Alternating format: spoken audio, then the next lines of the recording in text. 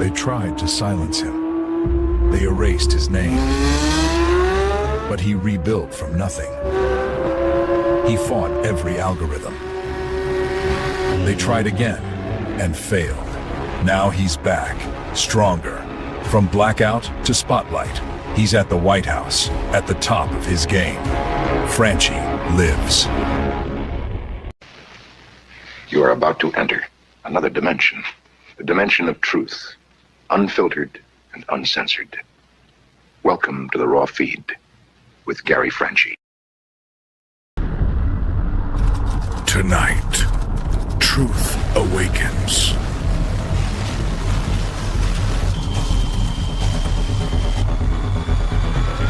Awakens something darker.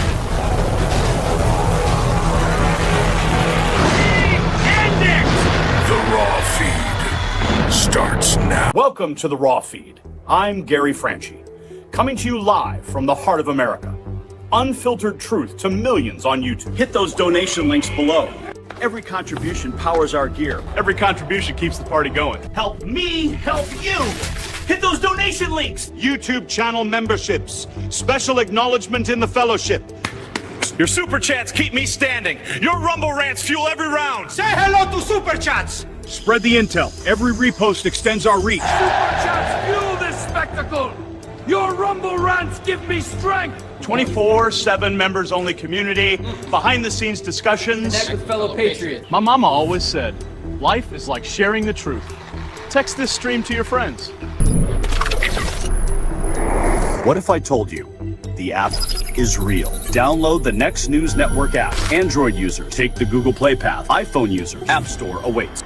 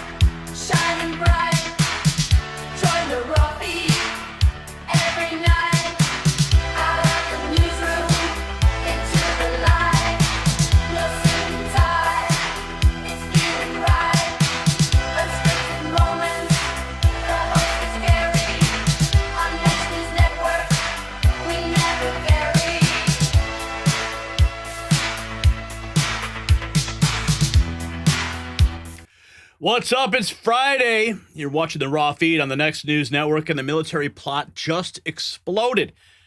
Remember those 6 Democrats who told our troops to defy orders? Well, Trump is calling for their arrest on sedition charges. And guess what? Judge Jeanine Pirro might be the one prosecuting them. The Democrats are calling the Capitol Police, yes, they're calling the police for protection, while scrambling to explain why encouraging military insubordination isn't sedition. Good evening. I'm Gary Franchi, and tonight on the Raw Feed, we're watching the complete collapse of Democrat authority. From Capitol Hill's sedition scandal to Chicago's war zone to a sitting congresswoman stealing millions while our cities burn. And you know, on this day in 1975, the Church Committee exposed how the CIA was conducting illegal domestic surveillance on American citizens. They were opening mail, tapping phones, infiltrating protest groups, all without warrants, and all in the name of national security. The deep state swore they'd reformed, promised they'd changed, told us those days were over. Well, fast forward 50 years, and that same machinery is now telling our military to ignore their oath. They've gone from spying on Americans to encouraging mutiny against America. The parallels are chilling. Back then, they operated in the shadows. Today, they release videos in broad daylight telling service members to refuse lawful orders. Back then, they feared exposure. Today, they brag about it on social media. Back then, at least, they pretended to respect the chain of command. Today, they're trying to shatter it completely. And speaking of shattering things, the deep state just tried to destroy Lindsey Halligan, Trump's handpicked prosecutor who dared to indict James Comey. A Biden-appointed judge called her a puppet in open court. CNN declared her incompetent. MSNBC compared her to a janitor trying to run MIT. They claim she botched the grand jury process, and then yesterday the actual transcripts dropped. Guess what? She did everything right. The grand jury did see the indictment, and the media lied, and the judge lied, and the entire attack was a coordinated fiction. And now Comey's heading to trial while his defenders scramble for excuses. But if you want to see where Democrat policies lead, look no further than Chicago. Lawrence Reed, a career criminal with 49 arrests and 10 felonies, was freed by Judge Teresa Molina Gonzalez. Her exact words, "I can't keep everybody in jail because the state's attorney wants me to." So she let him go. Days later, he doused a 26-year-old woman in gasoline on a crowded train and lit her on fire while screaming, "Burn alive." Mayor Brandon Johnson's response? This is an isolated incident. Isolated. This is systematic. This is what happens when judges care more about criminals than victims. And then, President Trump pulling off a masterstroke. Yesterday, he invited the communist mayor-elect Zoran Mandami to the Oval Office. The left thought their champion would stand up to Trump, resist him, challenge him. Instead, today, President Trump dominated every second. While Mandami fumbled to explain how he'd pay for free buses, Trump was already 3 moves ahead, talking about Con Edison rates and public safety. That communist got a lesson in real power, and Trump didn't even break a sweat. And tonight's corruption special, Democrat Congresswoman Sheila Sherfilius McCormick just got indicted for stealing $5 million in FEMA COVID relief funds. Money spent for disaster victims she allegedly laundered through her family business and into her campaign. Well, now she's facing 53 years in prison. But unlike Republican George Santos, who was expelled before indictment, she's still voting in Congress. Her defense? She claims it's racism, because apparently stealing millions from hurricane victims is civil right now. But anyway, this is where we are, folks. Democrats telling soldiers to mutiny, judges freeing killers, communists bending the knee, congresswomen treating FEMA like their personal ATM. You see, the establishment that once operated in darkness now commits its crimes in daylight, daring us to stop them. Well, tonight we are accepting that dare, and we're going to dive right in to this disaster on the Raw Feed. Let's welcome you to the show. Who's here? Roshana and Bill's Rules and Roger, Miss Pothead Kenny, Heather Reeve, Jeremy Olson and Vicky and Cat Lady and Lau, all lining up in the chat room. Who else is here? Mary Jo, East Dallas Alice, Ruby Hoove, Sam Frederick, War Priestess, Melody Hart, Wicked Chris. Who else is in the house? Mary Jo. And looks like we have a new member here. Who's this? Northlander became a member. Welcome to the family. It's Friday, and we would love to be able to celebrate the end of this show by hitting our goal on Super Chats. You know the rules. What happens when you hit 200? Well, you have to ask the chat room for that. And it looks like we have Ruby Hoove. Okay, so Ruby Hoove gifted 5 memberships. And then Northlander became a member, and Ruby Hoove then gave a $5 Super Chat. Systemic gaslighting seems to be a Democrat favorite. That's what they do. They're really good at it. But you see, whenever they do it, we just call them out because they just can't be honest. I wish they would just be honest, right? I wish there was a show on the weekends. Oh, Roger, you think so? Well, you know, I do need some time off, too. So does my crew. The amount of work that we do with a small team here is quite remarkable. And I have to say that what we're able to accomplish with the small team, I've told people what we do and how we do it. And people, even in major production facilities, are shocked, absolutely shocked with what we are able to put together. Oh, you noticed my haircut, Franny. Thank you. Yeah, I just got a haircut today. Me and my son had a father and son haircut day. It was very nice. And he was a little nervous. He doesn't like to get his hair cut. But afterwards, he looked in the mirror and he said, "Dad, I really like my haircut." So, Roger, you guys are great. You look good. Thank you. Pothead Kenny celebrating 11 months of membership. This weekend's N3 Discord's watch party will be Charlie Brown Thanksgiving. Oh, that's great. Yeah, so if you want more Next News Network, you know, you want some more weekend action, that's why the Discord server is so important, because that's where all of our members hang out and chat. And that's what we do. Everyone likes the haircut. Appreciate that.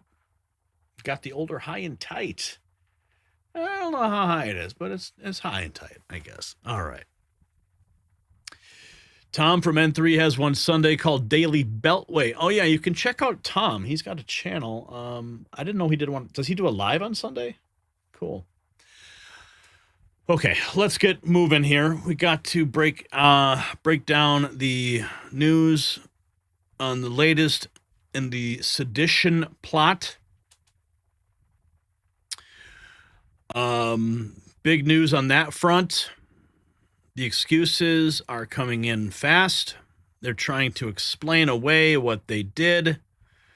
President Trump not having any of it. So we're going to break it all down here.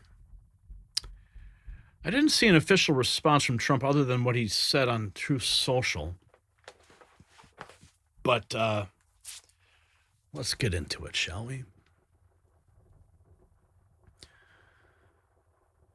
The fallout is catastrophic. After President Trump labeled their military defiance video seditious, 6 Democrats are now in full damage control mode. They actually called the police for protection, the Capitol Police. Yes, they're running to friendly media outlets claiming that they're victims. But the most explosive development just dropped. Trump says that Judge Jeanine Pirro should prosecute them. The woman who's been warning about deep state corruption for years might finally get her chance to do something about it. And the Democrats know exactly what that means. You see, this is no longer theoretical. When the President of the United States publicly declares members of Congress may have broken the law when he suggests a specific prosecutor should handle the case, we've now entered uncharted territory. The 6 Democrats, including Representative Christy Houlihan, are scrambling to reframe their video as innocent reminders about lawful orders, but here's the one problem. They provided 0 examples of Trump ever giving an unlawful command. Not one. Senator Mark Kelly is now claiming he fears for his family's safety, trying to flip the script and play victim, but the damage is done.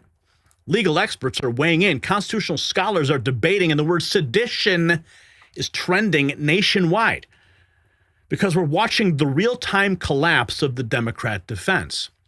You see, they thought they were being clever with carefully parsed language about illegal orders. They thought their positions in Congress made them untouchable. Well, they thought wrong, because now the entire nation is asking one question. Did sitting members of Congress just encourage military mutiny? Now, folks, when our military's chain of command is under attack, protecting your family becomes priority one. That's why I trust C60 Evo. Their breakthrough formula helps maintain peak mental clarity and physical readiness during these uncertain times. And right now, get 40% off of their holiday gift sets when you buy 6 bundles.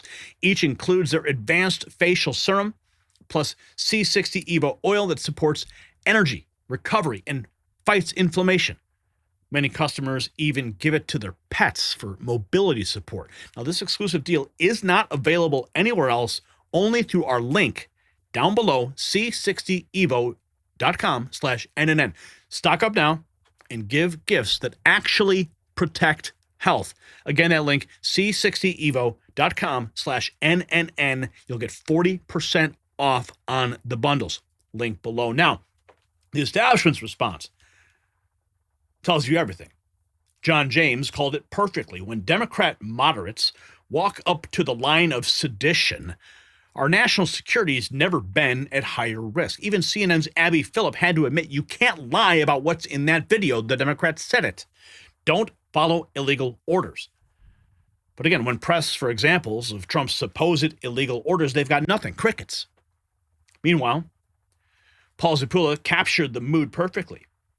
Houlihan is terrified now that it's sinking in she might have committed treason. Yes, and the Democrats contacted Capitol Police, not because of any real threat, but because they need the optics of victimhood. They need to change the narrative. But if Judge Jeanine becomes the prosecutor, these Democrats face someone who won't play politics with sedition. Captain C over on X. I'm joining the call for Secretary of War Pete Hegseth to immediately strip Senator Mark Kelly of his military rank and court-martial him for sedition against the United States. Wow. Strip his rank and court-martial him. Could that actually happen? As we reported yesterday, President Trump calling for the arrest of the 6 Democrats for seditious behavior. U.S. Attorney for D.C. is Judge Jeanine. If you think Judge Jeanine should arrest those 6 traitors for sedition, let her know. She'll see this if we get enough of a response. Western Journal writes, 6 hours ago, Democrat House leadership members announced Thursday they had contacted Capitol Police in response to President Trump labeling a video some of their members released seditious and an act of traitors. They called the police.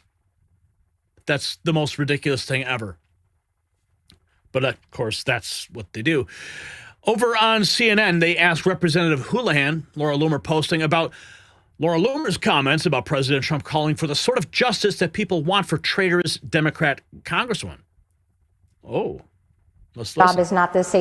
You know, I was also sharing what Laura Loomer had said, right, when she was supporting that this is the sort of justice that people want. Are you concerned about your safety right now? You know, pretty much every day, walking to work and being in this job, you have to know that this job is not the safest job. So, of course, every day I come to work knowing that I'm in a position of vulnerability, but I come to work knowing that I'm here for the right reasons. And again, this is another confirmation for me that even though I may feel unsafe and I'm worried for my family and my team, I'm doing the right thing. I'm trying to protect this really precious thing that we have, which is our democracy and our republic. You know, I was also sharing what Laura Loomer had said, right, when she was supporting. I'm scared. I'm scared. I'm afraid. But I mean, no, seriously, yeah. I mean, if you're a congressman or a congresswoman or a congressperson or whatever it is, the reality is, yeah, you do have a job that you're high profile. Yes, you could be a target. Any one of them could be a target. So she's trying to like roll that general issue into this, kind of like blending the narrative, right? Juxtaposing the two. But we have another video from her, apparently. Paul Zupula posted it 23 hours ago. Representative Christy Houlihan is terrified. Now it's sinking in that she committed treason by telling military not to follow orders. The Constitution is clear on consequences for treason, and now she's trying to talk her way out of it. Paul writes, give her life in prison. Earlier today, the President of the United States used his platform to call for my arrest and even to threaten violence against me, specifically death by hanging.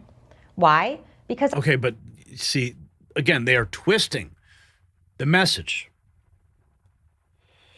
None of those things would happen unless there was a court that tried and convicted you and a judge who would sentence you to such a thing. And the last people who were tried for treason and executed were the Rosenbergs, who were spies, and they were working with Russia. I think that was like during the Cold War. So I don't think it's ever going to rise to that. And it's all rhetoric, okay? It may have been over the top. It may have been, questionable rhetoric, but you don't always have to take what he puts on social media at face value. President Trump now driving the news cycle yet again with a post on Truth Social, but only in response to the actions of this woman. I joined 5 other duly elected members of Congress who have served in the military or in intelligence services in recording a simple message to our armed forces. Our message to them was, remember your oath, follow lawful orders, refuse unlawful ones, uphold the Constitution above all else. Each of us who has participated has previously served this nation with honor, and the fact that the president responded with threats is really chilling, and it reveals far more about... Again, those weren't threats. That was the rule of law. But you can paint it any way you want. We see right through it. We know exactly what it was. Authoritarian instincts than it does about anything that we said. In fact, he made our case for us. But let me be clear about something else. Oh, yeah? Political intimidation and threats of violence are not leadership, and they will not silence those of us who believe in the rule of law and who actually respect our military. I stand proudly with my colleagues. And to the men and women who are currently serving, your oath is to the Constitution, not to any individual. Federal law, international law, and the Uniform Code of Military Justice guide you in your duty. We stand with you, and we have your back. Yeah. Good luck with that. Good luck with that there. Keep trying to backpedal. 10 hours ago, Rapid Response 47 posted Senator Mark Kelly, without providing an example of a single illegal order President Trump has given, runs to the fake news to sow distrust within the military of the commander-in-chief. Here he is on MSNBC. I guess it's called MS Now. That's their rebrand because the network is so failed that they can't even use MSNBC anymore. They had to decouple from that, but the stink is still there. It still lingers. I mean, come on. Now you still got Scarborough there and Mika Brzezinski. Your leadership? Yeah. They would be violating their oath correct. if they followed illegal orders. And I guess, Senator, members of the military, what is your advice to them if they come across something that seems confusing?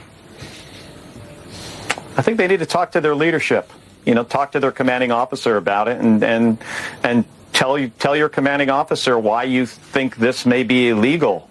There are lawyers within the military, the Judge Advocate General Corps. You can have a conversation, with somebody who understands the law. There's always the option of you review the UCMJ with your leadership and you explain to somebody why you think this may not be lawful. All right. Yeah, but like what law? Like what law exactly? What are we talking about? Are we talking about the fact that President Trump wants to restore law and order to the Democrat-run shitholes? That he wants to get all the illegals and the drug dealers off the streets? The cartel-linked gangbangers? And he wants to use the National Guard to coordinate with Border Patrol and ICE to protect them? Is that what you're talking about? I don't know, because you guys have not been clear enough about it. Moving right along, Becky Weiss. I don't know. It looks like a they, them to me. A patriot and truth seeker. A patriot and truth seeker. Content creator. Well, I don't know. You guys be the judge. My first impression is we got a they, them here. Let's see. Sedition, a heavily implied call from mutiny. I'm not buying that they were just casually reminding troops that it's okay to disobey unlawful orders. Let's listen. The military. All right, we're going to go through that video that the 6 Democratic lawmakers released because the left is currently framing it as, well, all they were saying is that the military should refuse unlawful orders. Is that what they were saying, though? This administration is pitting our uniformed military. Do you guys think she's they, them? I don't know. She referred to the left. The jury's still out for me.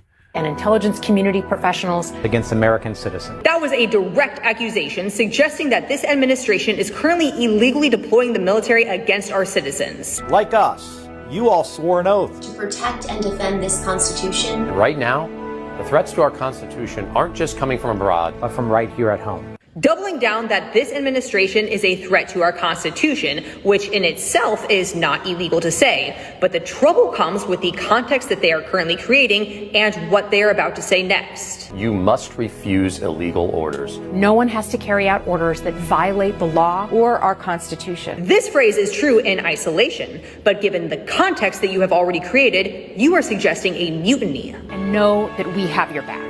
Because now, more than ever, the American people need you. We need you to stand up for our laws, our Constitution, and who we are as Americans. Now that sure felt like a call to action to me. We need you to do this, and don't worry, we've got your back. Now, do I think we should be calling for executions? No, I do not. But sedition and a heavily implied call for mutiny should be taken seriously. Okay, so, I don't know. They, them, Caesar, could be anything, but regardless, the point was made. Here we have John James posting this: Marxist capture of the Democrat Party is now complete. A hint for my Democrat colleagues: if you're cutting ads that make Putin proud, you're doing patriotism wrong. When their so-called moderates can be so easily induced to walk up to the line of sedition, then our national security has never been at higher risk. We must continue to fight with the truth and for the truth. Men into battle. So, folks may not know this, but every troop learns, week 1, disobey manifestly illegal orders, period. But my Democrat colleagues just wrap themselves in the flag to tell troops and the intelligence community to disobey any future order they personally label unlawful because they didn't name a single example. No specifics, just vibes. I'm a West Point graduate, a combat veteran who flew Apache helicopters in Iraq. Unlike some people in that partisan PSA, I actually know what it takes to lead men into battle and, most importantly, bring them back home alive. What my colleagues on the other side of the aisle just did, whether they realize it or care, is exactly how you shred the chain of command and kill combat effectiveness. Right now, RT, Sputnik, and every Kremlin bot farm are clipping that Democrat ad and cheering. Nothing makes Putin happier than an American military that gets to pick and choose which elected commander-in-chief's orders are lawful or not. This is why the American people don't trust Washington, D.C. Because Democrat congressmen and senators sound like they're carrying water for the KGB. I was absolutely brutal on Joe Biden for his foreign policy disasters, especially the catastrophic collapse in Afghanistan. But I never, ever alleged an unlawful order without evidence or insinuated that troops should disobey their commander-in-chief. What they did isn't about defending the Constitution. It's Democrats crowning themselves the final arbiter of military obedience because they lost an election, their popularity's in the toilet, and they still can't find a message. Here's a hint. If you're cutting ads that make Putin proud, you're doing patriotism wrong. Damn, so, mic drop. Folks may not know mic drop. this. Mic drop. Mic drop. I like that guy. He took it right to Putin. David Harris Jr. on Pete Buttigieg. Pete Buttigieg. Buttigieg? How do you say it? Buttigieg. Pete Buttigieg discusses his military training while sticking up for the Democrats who encouraged the military to refuse illegal orders. He said, "In my military training, I was taught that I should obey and enact all lawful orders. I was also taught that if I was ever ordered to do anything unlawful, that my responsibility was to the law and the Constitution." Well, define that in the moment of deployment. Svetlana Lokava calls out the seditionists, she says, Maggie Goodlander, who appeared in the bizarre Democrat video promoting insurrection, now doubling down. Goodlander is the wife of the chief Russiagate coup plotter Jake Sullivan, Biden's national security advisor and Hillary Clinton's closest confidant. We expect nothing less from that ilk. Only. Know this about me. Threats don't deter me. I will never give up the ship. I love our country and I love our Constitution. That's why I've sworn an oath to protect and defend it many times throughout my life, as an intelligence officer in the United States Navy Reserve, and today as New Hampshire's Congresswoman. In America today, our service members Did you notice need that to blink know at the end that there? we've got their As New Hampshire's Congresswoman, I think she's a little nervous about maybe keeping that position. Watch her do like a double blink. United States Navy Reserve, and today as New Hampshire's Congresswoman. In America today, our service members need to know that we've got their back as they honor that sacred oath and as they uphold the basic obligation under federal law to follow lawful orders and lawful orders only. It is sad, telling, and downright dangerous that simply stating what our law says caused the President of the United States, our Commander-in-Chief, to threaten violence against me today. That's not who we are as Americans. Our history teaches us that both fear and courage can be contagious. So know this, threats do not deter me. I will never give up the ship. Know this about me. No, but you might be thrown off the ship. Buckle up, honey. Quantico's calling. Here's Abby D. Phillip on the Ben Ferguson show, I guess, or this is a CNN. This is one of the CNN panels, breaking down what the video says. Let's check this out here. Abby Phillip to Ben Ferguson. The orders. Hold on a second. We just played for people at home exactly what the video says. Yeah, I've watched it. You cannot sit here and lie about that same video. That doesn't work. So the video did not say that they should defy the orders of the president. It said that you cannot follow illegal orders. That's in the military code of justice. An example of one of the illegal orders we're talking about. Okay. The U.S. military. Hold on a second. We just played for people at home. Exactly. Yeah, we did see the video. We've played it here before, and it says what it says. Oh, Greg Gutfeld's weighing in. You know, this is going to be funny. It's nuts that none of these Dems stopped and thought about a video urging military to defy illegal orders. Uh-oh. Listen to Craig Gutfeld. Stopped and thought. But every one of these dopes is advocating something that won't cause them pain. Slotkin won't be dishonorably discharged. Kelly won't be court-martialed. But those still serving, they're the ones who will take the heat if they take the videos seriously.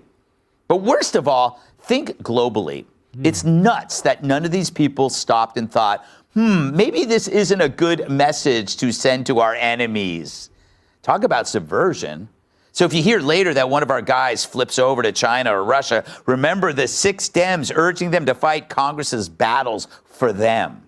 It's advice given from the comfort of their Washington offices that they can now drive home from without getting carjacked because someone followed Trump's orders.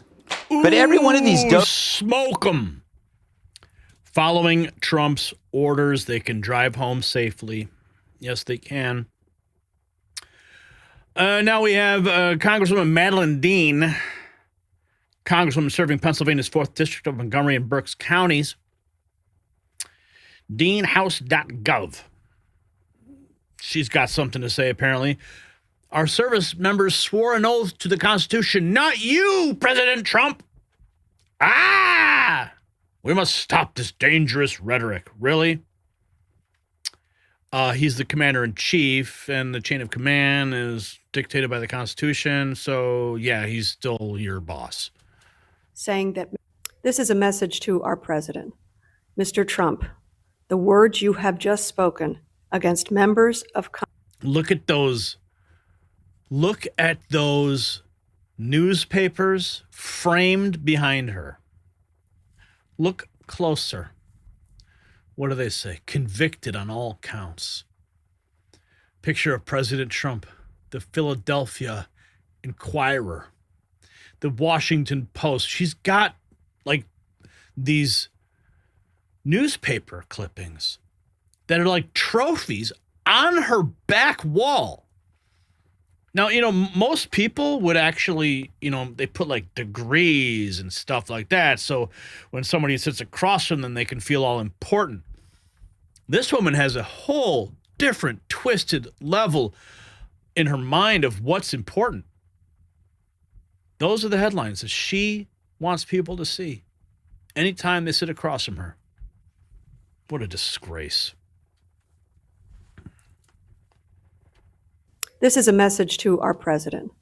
Mr. Trump, the words you have just spoken against members of Congress, many of them who have served in our military, others who have served in the CIA and intelligence agencies, are very dangerous, and you know it. They put out a simple informational video saying that members of the military are not required to fulfill illegal orders. And in fact, the opposite is true. By their oath to the Constitution, they are required not to pursue or fulfill an order that is against the law. What's wrong with that message, Mr. Trump? Your name was not mentioned in it. What are you afraid of? And your words to call them seditionists, traitors, to call for violence against them are extraordinarily dangerous at a time in our country when we cannot suffer any more political violence. Political violence. Nice. Well, maybe we should add her to the list of seditionist traitors. I mean, there's now a line being drawn in the sand here. You remember when George Bush was like, you're either with us or you're with the terrorists. Well, now it's going to be, you're either with us or the seditionists. And I think I know exactly which side this woman is on. Judge Jeanine Pirro, please come quickly.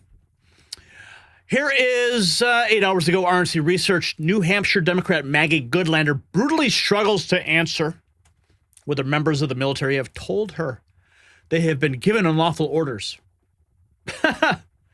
like they're picking up the phone, right? This is what happens. This isn't what happens in her mind. Oh, Congresswoman, this is the Congresswoman. Oh, Trump maybe do something naughty. He gave me a naughty rule to follow, and I don't think I should follow the naughty rule. Can I do that? Oh, I don't have to follow the naughty rule? Yeah. Those phone calls are not happening. Okay? And that's why she can't answer the question when she goes on with Wolf Schitzer on CNN. And this is all. Have you, Congresswoman, or any other of these Democratic members of Congress heard directly from members of the U.S. military or the broader national security community who believe they've been given unlawful orders? Well, you know, what I'd say is... Today, Junior! Given unlawful orders. Well, you know, what I'd say is I have heard from service members.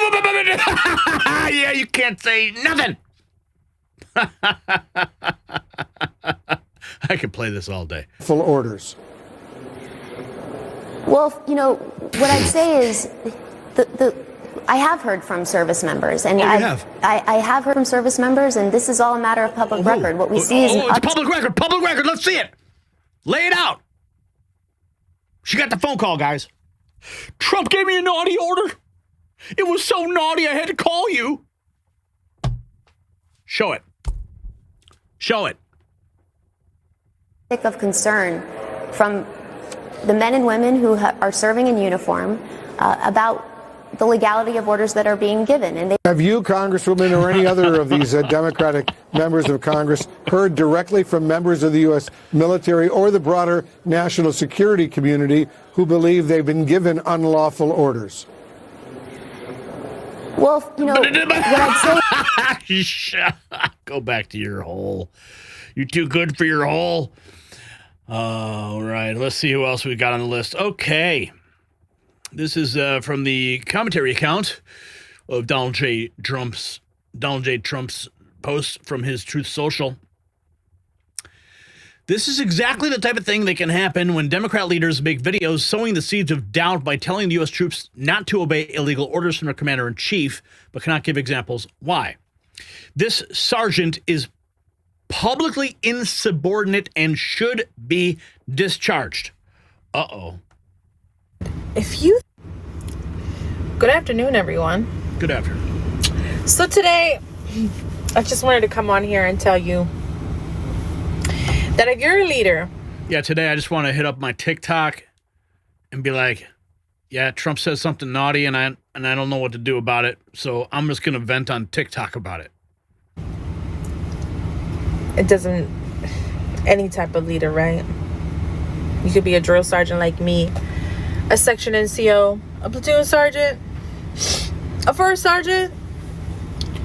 And if you think that you are going to have the capability to be disrespectful, to be malicious, to be spiteful with people's careers, with the people that work for you in general,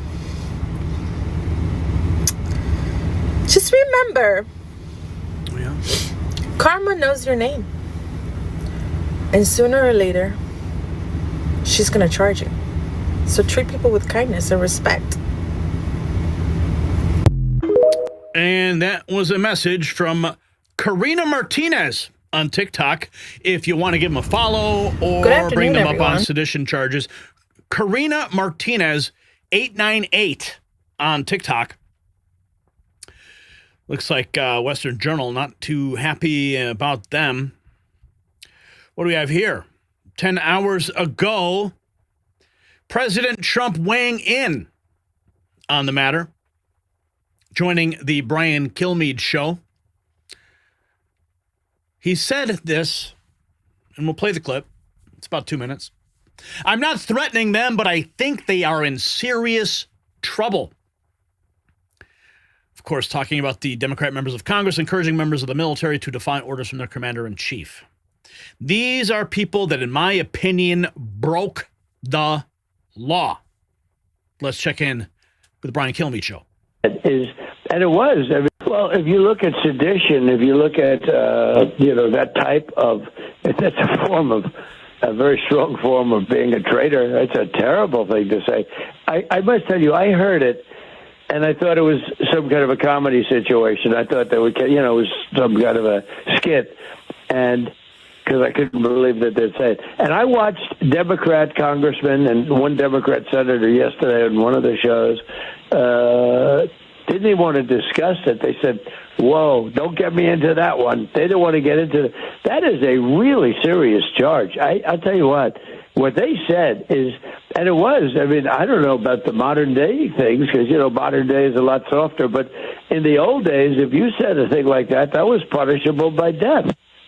Yeah, but you're not threatening them. A lot of people are interpreting there's a threat and there's security. Well, I'm not threatening them, but I think they're in serious trouble. I would say they're in serious trouble. I'm not threatening death, but I think they're in serious trouble. In the old days, it was death. Do you worry, Mr. President? Seditious behavior. Do you worry that was a big deal. Do you worry Today, nothing's a big deal. Today's a different world, okay? It's a softer, it's a meeker, milder world. But I will say this. I think what they did is really bad.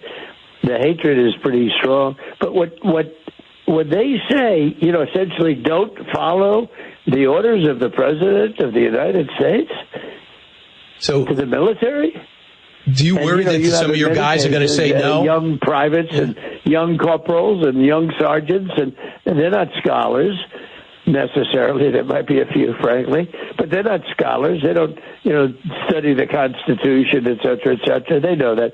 So these are people. These are bad people. These are people that, in my opinion, broke the law. Now, what happens to them, I can't tell you, but they broke the law. That is a terrible statement. I can say if I ever said that, and there were a Democrat as president, all hell would have broken loose.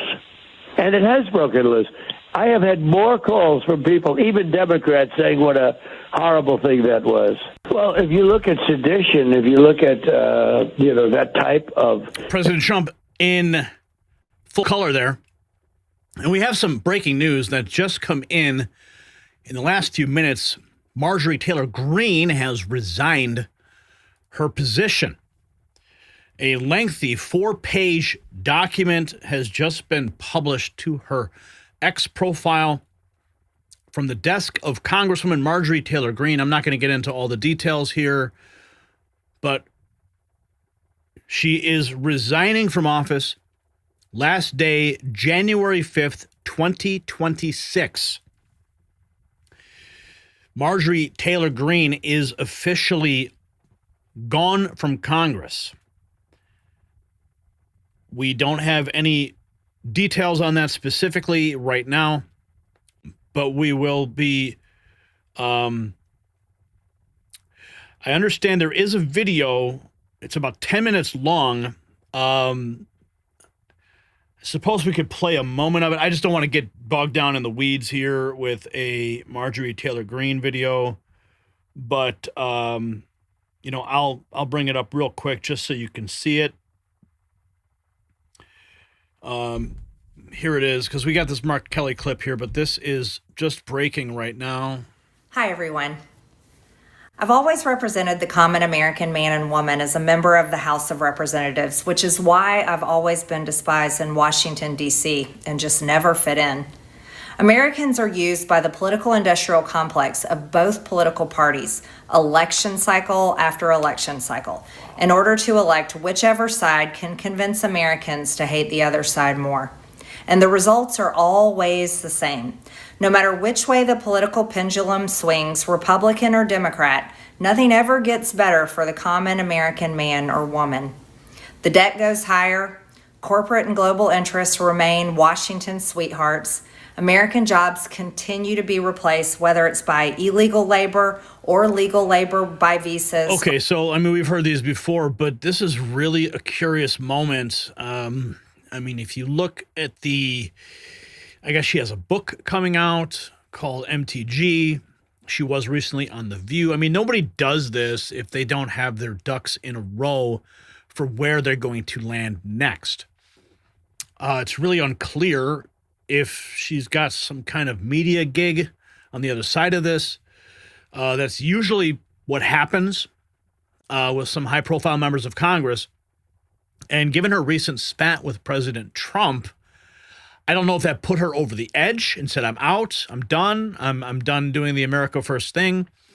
I mean, clearly she still has her heart for this country, but, you know, when you add up all the moments that have just happened in the last, I don't know, week and a half, it all kind of points to this, I suppose. And well, now it does.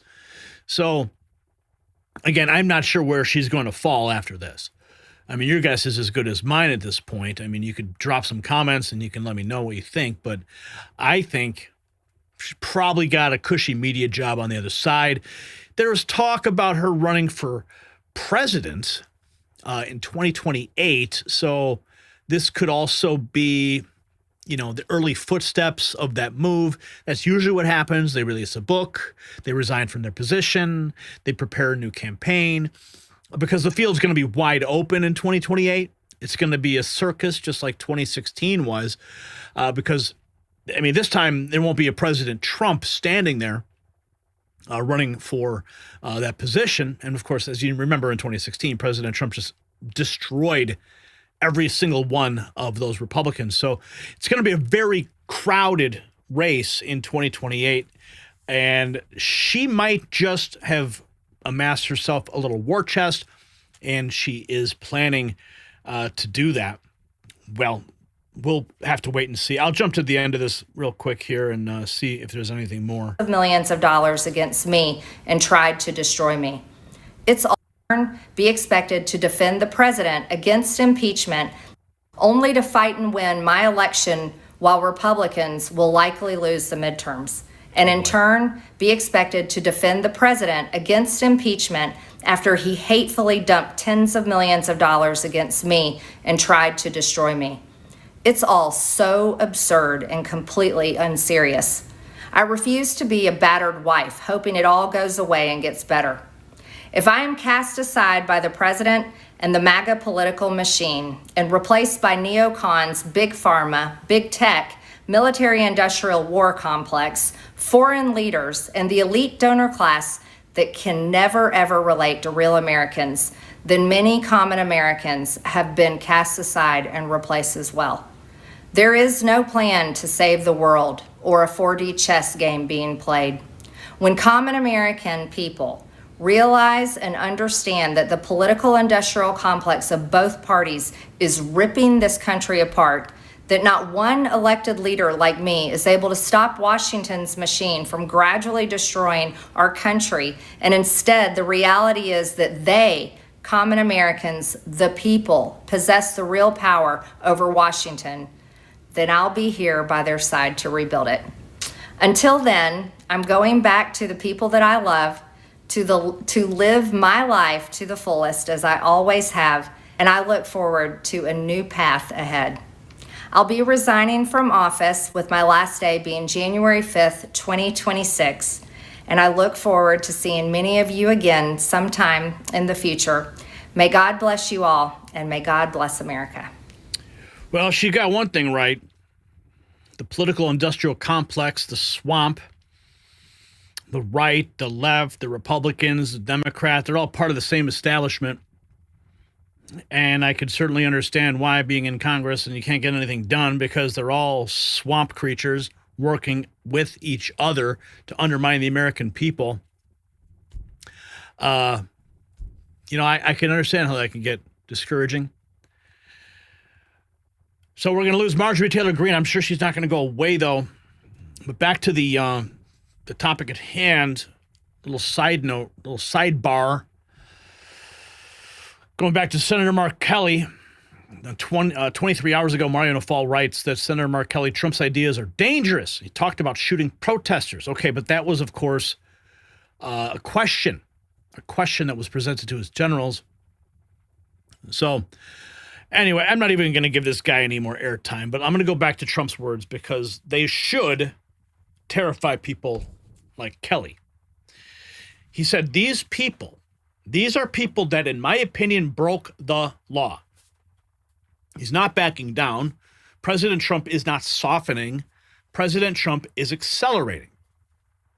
And when people are saying Judge Jeanine should step up and handle it, that's a strong message. No deals, no politics, just justice. See, the Democrats thought they could hide behind supporting the troops rhetoric. Instead, they've exposed themselves as willing to undermine military discipline for political gain. I mean, the video exists. The words were spoken. The law is clear.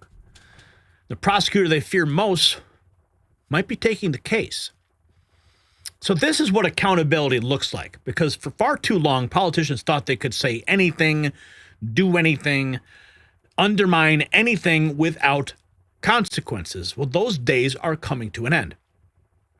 When you tell American service members to question their orders without evidence, without cause, you're not protecting democracy. You're actually attacking it. These 6 Democrats, they crossed a line that should never be crossed. They planted seeds of doubt in our military's chain of command. And now they are learning that words have consequences, especially when those words sound like sedition. Trump is not letting this slide. Judge Jeanine is waiting in the wings, and America is watching to see if we still have equal justice under the law. So I'll ask you this. Should Democrats who encourage military insubordination face the same swift justice they demanded for the January 6th protesters? Yes or no?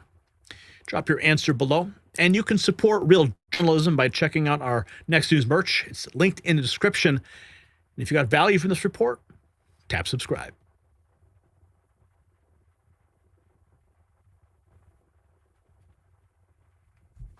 All right, Super Chat's coming in fast and hot right now.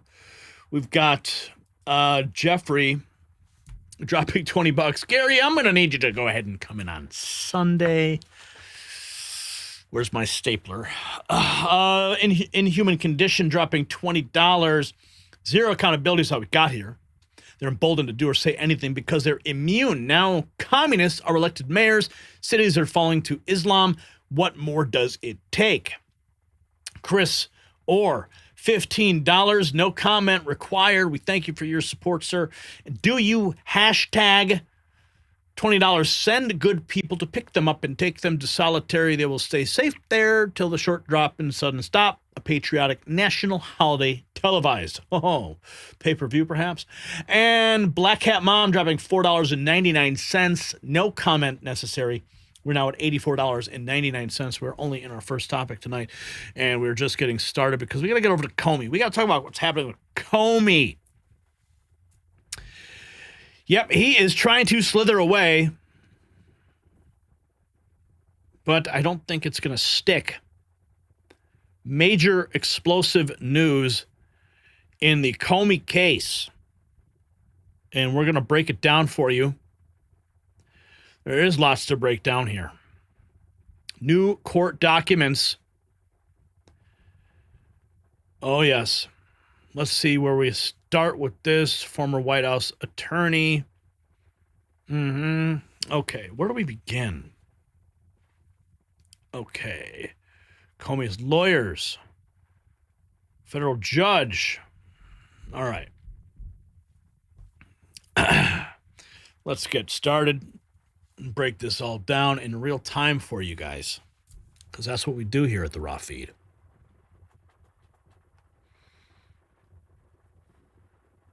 A federal judge just said something during a court hearing that should terrify every American who believes in justice. According to a courtroom source, Judge Michael Nachmanoff called a United States attorney a puppet. Not in private chambers, not off the cuff, but during an actual hearing. Why? Because she dared to do something the establishment swore would never happen. She indicted one of their own. And now the entire deep state machine is mobilizing to destroy her. But yesterday something happened that changed everything. The truth came out, and now the liars are running scared. Now, Lindsey Halligan, she's not just any prosecutor. She is Trump's handpicked U.S. attorney, placed in the Eastern District of Virginia, which I should point out is the CIA's backyard. It's the deep state's home court. And she did what no one thought possible. She got James Comey indicted. The man who ran the Russia hoax, the man who leaked classified memos, the man who tried to destroy a presidency. And now he's facing justice, and the establishment is losing their minds. Judge Nachmanoff, a Biden appointee, launched a bizarre attack on Halligan, calling her a puppet. CNN declared her incompetent. NBC called her dangerous. They claim that she botched the grand jury process, that the indictment was invalid, and of course the media storm, right on cue, coordinated, vicious, and designed to destroy her credibility before Comey's trial even begins. Because if Comey goes down, who's next? Brennan? Clapper? The entire Obama-era intelligence community? Hillary? Barack? You see, they're not just fighting for Comey. They're fighting for their own survival. And while the deep state protects its own, you need to protect your future. Every donation to the Next News Network helps us expose corruption and fight back against media lies. This holiday season, we are more grateful than ever for patriots like you who keep independent journalism alive. Whether you give at the link in the description, or you see it on the screen, or you simply share this video with somebody who needs the truth, you are making a difference. Your support funds our investigations, keeps us digging, and ensures we can continue to bring you stories the mainstream media buries and connect the dots they don't want connected. Help us continue this fight. Visit the link in the description, nnn.is/give today, or simply share this video, because together, you and I are unstoppable. And then, of course, the bombshell dropped. New court filings, including grand jury transcripts, were filed with the court. And guess what? They showed Halligan properly obtained the indictment against Comey. The full grand jury did, in fact, review it, and the scandal about botched procedures was all wrong. Mike Davis exposed it. The new filings prove that Halligan followed proper procedure. The DOJ did a U-turn on their position about the grand jury review. That's according to Lady Golfer Kathy. Even Newsmax reported the reversal. But here is what nobody is talking about how Clapper had previously admitted to leaking to CNN despite not having any evidence. See, this is not about procedure. This is about protecting the old guard from accountability. And we have this posted just 2 hours ago. Former FBI Director James Comey is seeking to dismiss the criminal case against him because of what he claims were fundamental errors in the grand jury process and interim U.S. Attorney Lindsey Halligan's handling of the indictment, according to CBS. And who can forget this back in November 7th, just a few weeks ago? John Brennan, Peter Strzok, Lisa Page, all getting served because they realize that their days are numbered. They cannot let Comey go down, so they will circle the wagons. They know that Brennan, Strzok, Page, all of them, they are all lined up.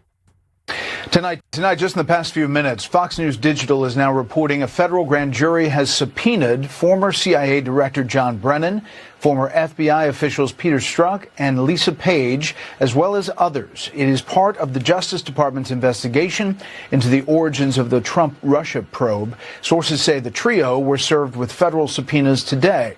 Law enforcement sources also say up to 30 subpoenas will be issued in the coming days related to this investigation. We'll follow that. Tonight, 30 additional subpoenas waiting in the wings. Now, that was on November 7th when that news broke. Former CIA director, October 13th. John Brennan says with a straight face that Trump is politicizing the DOJ. Kyle Becker writes, no, seriously, Brennan claimed that Trump appointing Lindsey Halligan to the Eastern District of Virginia after firing a couple partisan holdovers undermines the integrity of the office. This is rich, he writes. What's damaging to legitimacy is for MSNBC to call a former CIA director who was the focus of a Trump criminal probe to provide analysis on the Department of Justice. Brennan ran the most politicized CIA in the agency's history. He assisted with illegal campaign surveillance of the Trump campaign, spied on U.S. senators, and pushed the Trump-Russia collusion hoax. He's under criminal investigation for lying to Congress, and it is the hope of millions of Americans that he is ultimately indicted alongside former FBI Director James Comey. I think specifically about the Eastern District of Virginia and the fact that this is an office that has historically been focused on terrorism cases, national security cases. What is the cost of their being focused on anything other than the actual threats to the homeland? Well, I think there are two main costs. One is the opportunity cost, that they're not pursuing the cases that they need to pursue, whether it is something related to terrorism or counterintelligence or one of the things that's really threatening our national security, because the Eastern District of Virginia, as you said, has been the basis for, carrying out some of these, indictments and pursuing. Okay, let's stop right there. You know why? You cannot go and fix your neighbor's house unless your own house is in order. So while they want to go ahead and redirect, like, oh, why are they focusing on this? When they should be focusing overseas threats. It's because we need to get our house in order. Our house is collapsing because of what this man did. What his entire team did. That's why we're focusing on it. Justice for it. But the other one is that it's undermining the credibility of the Department of Justice and the Eastern District of Virginia. The sad part here is that he has already undermined the Department of Justice. Him, Comey, all of them. They did. And that's why we are cleaning house. If Donald Trump sends in his personal lawyer to be the acting district attorney, he really is sending a signal that he's going to be politicizing that office. And again, this is hilarious because he's the one that politicized the agency. Office is just so important and so valuable in terms of our national security. And so, again, an opportunity cost that's lost, but also undermining the credibility and the legitimacy of the indictments that they're going to bring forward. So I think it is really just raising some serious questions across the board. Raising serious questions. The only questions that need to be asked is, when are you going to be in handcuffs? This posting 48 hours ago. The DOJ was given until 5 p.m., 48 hours ago, by Judge Michael Nachmanoff to respond to the bombshell revelations that the interim U.S. Attorney Lindsey Halligan never presented the full grand jury vote on the final indictment of James Comey. See, they're looking for any little tiny process law that they can wedge in and get this thing thrown out. And then the media jumps in to amplify that. It becomes a self-fulfilling prophecy. Because the media is in bed with James Comey, always have been. They need to protect their own. So when they find a potential wedge, they just bust it wide open. But the documents we're going to show you in a moment prove that wedge was never even there to begin with. Again, another example of the fake news running cover for the deep state. Essentially, breaking news in former FBI Director James Comey's fight to get the case against him dismissed. Just moments ago, the Justice Department acknowledged in court they never presented the grand jury with a copy of the final indictment. Earlier, we learned the Deputy Attorney General's office had given orders not to disclose the memo recommending that Comey should not be prosecuted. Comey's accused of lying to Congress when he testified that he never authorized other FBI officials to leak information to the press. Now Comey's lawyers are asking a federal judge to dismiss the case, saying he's only indicted because he criticized the president, while prosecutors say he can't prove the case was solely brought to punish him for his criticism. Let's bring in ABC News Washington Bureau Managing Editor Catherine Faulders from outside court and ABC News legal contributor James Sample for more. Hi, Catherine. What's the latest here? Yeah, so this was a pretty remarkable hearing in this case. Of course, it is now over, but those two revelations that you mentioned, one, the judge grilling the government on whether or not there was a declination memo. Now, what does that mean? It's the memo that we exclusively reported on a couple months back, saying that prosecutors at the time drafted and prepared a declination memo, which essentially concluded that there was no probable cause, that there wasn't enough evidence to secure a conviction at trial. Hence why the former U.S. attorney here, who Trump ousted, was ousted by the president because he wouldn't bring those charges. So that was number one. And the fact that the government attorney revealed in court that he was under orders, essentially, from the deputy attorney general's office not to tell the court whether or not a declination memo existed or not. Now, we know through our sources that it does exist and have reported on it. And what was remarkable, number two, about this hearing was the issue of the grand jury. Now, we've been talking a lot about this week. It's come up from a separate judge, a magistrate judge, who raised serious concerns over the government's conduct as it related to the grand jury. And what was revealed and confirmed by the government and Lindsey Halligan herself, who went and stood up at the witness stand to answer questions, was that the grand jury did not see the papers. The indictment that is on the court document right now charging Comey with 2 counts, that the grand jury did not see that document. The full grand jury did not. So we learned that the foreperson of the grand jury saw that document, and then another grand juror, I'm not sure who that person is. But the reality is that the document that was returned was not reviewed by the full grand jury. The government's argument there, I just want to make clear what the government's argument about that is. They said, well, the grand jury signed off on the 2 charges that ultimately appear in that grand jury indictment, but they didn't see the physical paper. So that is going to be a serious issue and central to this moving forward. Breaking news in form. All right. It's a lot of legal jargon. It's a lot of process, but we have to break it down to help you understand. Basically, they're claiming that they didn't show the grand jury the paperwork. That's what is being claimed. Now, we can go through some of these other clips here, but I want to get to the point that we have here. Let's continue. The showdown looms. New court documents 10 hours ago. Here it is. New court documents 10 hours ago. Now, keep in mind, the video I showed you was 48 hours ago. This is 10 hours now. New court documents, including the transcript of the grand jury's deliberations, demonstrate that federal prosecutor Lindsey Halligan legally obtained the indictment against James Comey, and this despite the effort of the media to distort reality and cover for their protege James Comey, an emblematic figure of the deep state. 1, the court and its precedent confirmed the vote on the indictment on 2 counts. 2, the court acknowledged the clerical error and ordered the filing of the final indictment on 2 counts. 3, the transcript leaves no room for ambiguity. Therefore, any claim that the grand jury would never have voted on the indictment on 2 counts is contradicted by the official transcript. Now, that post was made 10 hours ago.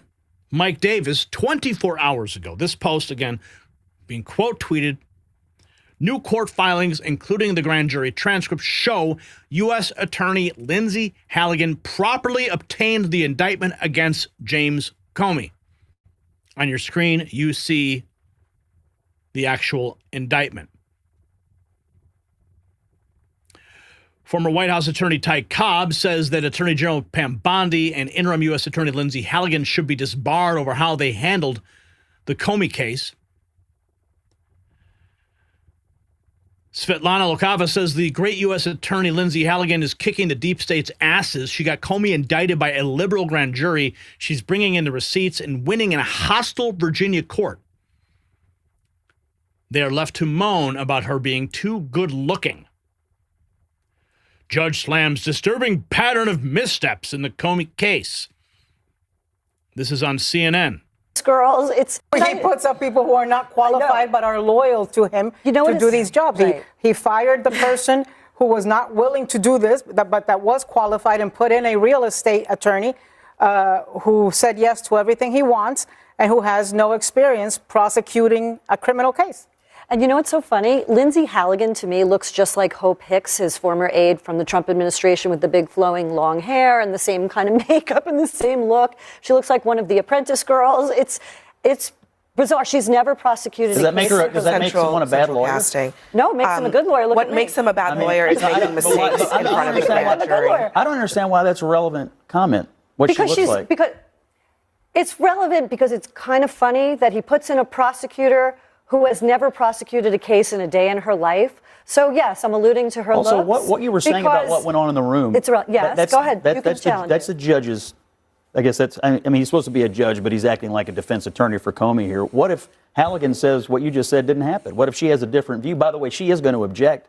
They are going to. She is going to object. You're making definitive statements, but she has a different point of view. They're not about my what was statements, said. Scott. They're the statements that the magistrate released she has and said. A different Wait. It's the magistrate said this is what he read. He's alerting the defense and the prosecution that there are problems here, and that the defense, as a remedy, because the prejudice to Comey could be so high because of what went on in there, according to that judge, not according to me, according to him, that Comey's team should be allowed to look at those grand jury minutes to mount their challenge to getting the case dismissed. Well, she's going to. A valid point, she's going to considering object. what might have happened. And you said by Wednesday, she's going to object, and she has a different point of view about. I don't think she's going to win. She might object, but I think don't know. I don't know what's going to happen. I'm just saying there's a different point of view. Transcripts and minutes. He puts up people who. Well, now those transcripts and minutes all show that she was on point.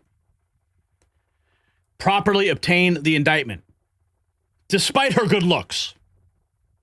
And that's exactly why James Comey is seeking to dismiss the criminal case against him. No doubt, when I saw this, I got nervous. I got very concerned that this whole thing would fall apart.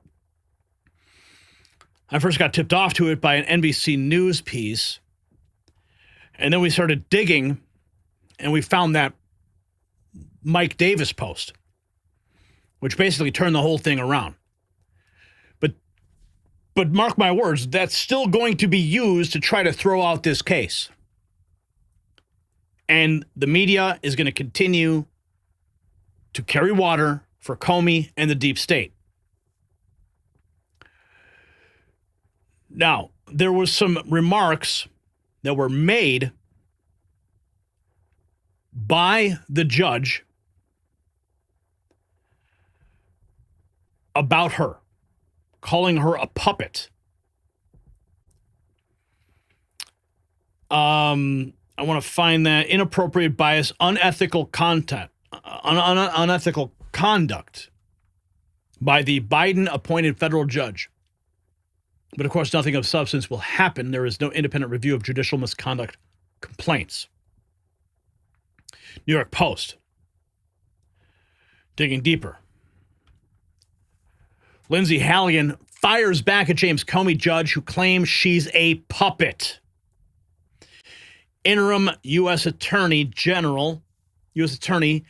Lindsey Halligan suggested Wednesday that the Biden-appointed judge overseeing the criminal case against former Director James Comey violated judicial conduct rules by asking if she was a puppet of President Trump. Asking her in open court. District Judge Michael Nachmanoff asked Comey's defense lawyer if he thought Halligan, the prosecutor who brought the indictment against the former FBI boss, was acting as a puppet or stalking horse of the commander-in-chief during a hearing in Alexandria, Virginia courtroom. Personal attacks like Judge Nachmanoff referring to me as a puppet don't change the facts or the law. That's what she told the Post. The judicial canons require judges to be patient, dignified, respectful, and courteous to litigants, jurors, witnesses, lawyers, and others with whom the judge deals in an official capacity, and to act at all times in a manner that promotes public confidence in the integrity and impartiality of the judiciary, she continued. My focus remains on the record and the law, and I will continue to fulfill my responsibilities with professionalism. That's what she stated. Attorney General Pam Bondi appointed Halligan at Trump's behest to serve as interim U.S. attorney for the Eastern District of Virginia following the September resignation of Eric Seibert, whom the president had accused of deliberately refusing to charge Comey and New York Attorney General Letitia James. Halligan secured the federal grand jury indictment against Comey 6 days after that resignation. So even the judge accusing her of being a puppet. Absolutely insane. But it shows you the bias. 6 hours ago, James Comey's lawyers are set to deploy a long-shot defense strategy that centers around Trump. Gateway pundit reporting on this point. It's unclear if former FBI Director James Comey will ever face what Republicans view as justice. Nonetheless, it's clear Comey will do everything he can to dodge it. According to the Wall Street Journal, Comey and his legal team are considering a long-shot defense strategy. In short, Comey is trying to make the case that the indictment against him should be tossed because it's allegedly a form of political retaliation from President Trump. That argument is typically a long shot, but has become a popular defense strategy after Trump explicitly urged the Justice Department to bring charges against his perceived foes. That's what the Wall Street Journal states. There is no indictment, one of Comey's lawyers flatly stated. Much to the likely chagrin of Trump and his supporters, however, Comey may not even need to deploy this tactic. Why? Regardless of whether or not the indictment is retaliatory, it currently stands on shaky ground. So we're going to watch this very closely as to how it all plays out. So the deep state, though, they just exposed themselves. In their desperation to save Comey, they revealed their entire playbook. Corrupt judges who attack prosecutors in open court, media outlets that spread lies without verification, former officials calling for disbarment of anyone who threatens their protection racket. But they made a fatal mistake. They left a paper trail. The court filings show that Halligan followed proper procedure. DOJ's reversal proves the criticism was unfounded, and now James Comey stands alone, facing the justice he thought that he'd escaped forever. You see, this is bigger than an indictment. This is about whether we have a justice system or a protection system for the powerful. For years, Comey operated above the law, leaked classified information. He lied to Congress and orchestrated the Russia hoax. He thought his deep state friends would always protect him. Well, he was wrong. Lindsey Halligan just proved that with courage and truth, even the untouchables can be touched. You see, the establishment threw everything at her: slander, lies, judicial attacks, and she stood firm.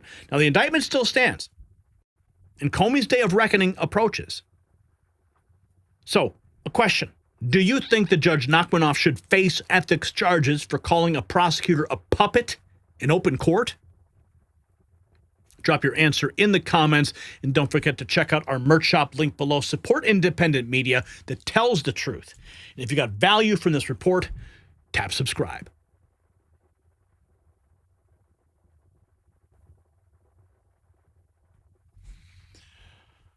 So we have Stephen Mills dropping $20. Let's make it happen, Gary. Anyone else?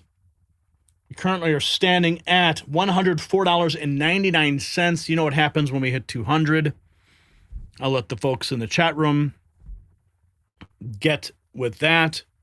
I see you guys are all in agreement. He should be disbarred without a doubt, right? So we're going to move into our next topic because the communist has gone to Washington. And it was the circus that you could imagine. We all knew it was going to be a circus. We all knew that Trump would just own that commie bastard. And we're going to break it all down right now.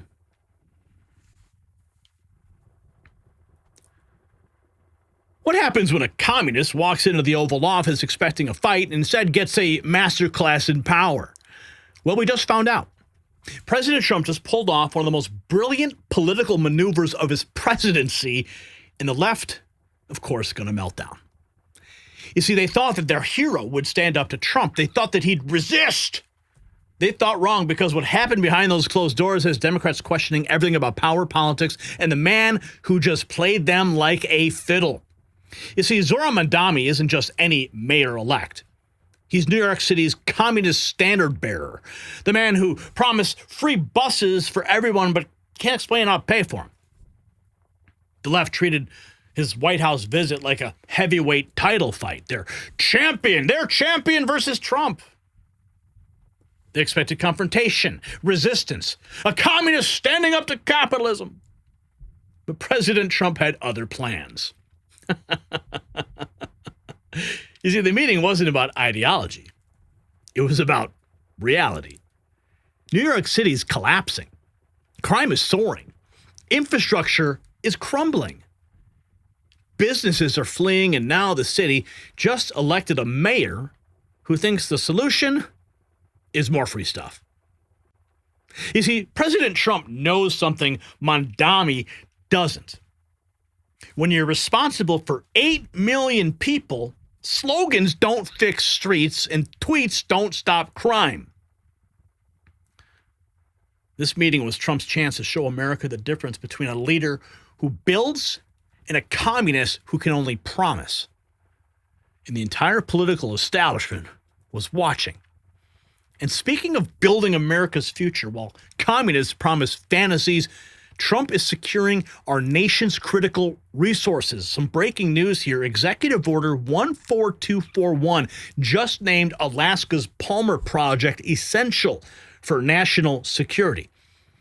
Now, Vizsla Copper has acquired this $3.5 billion asset.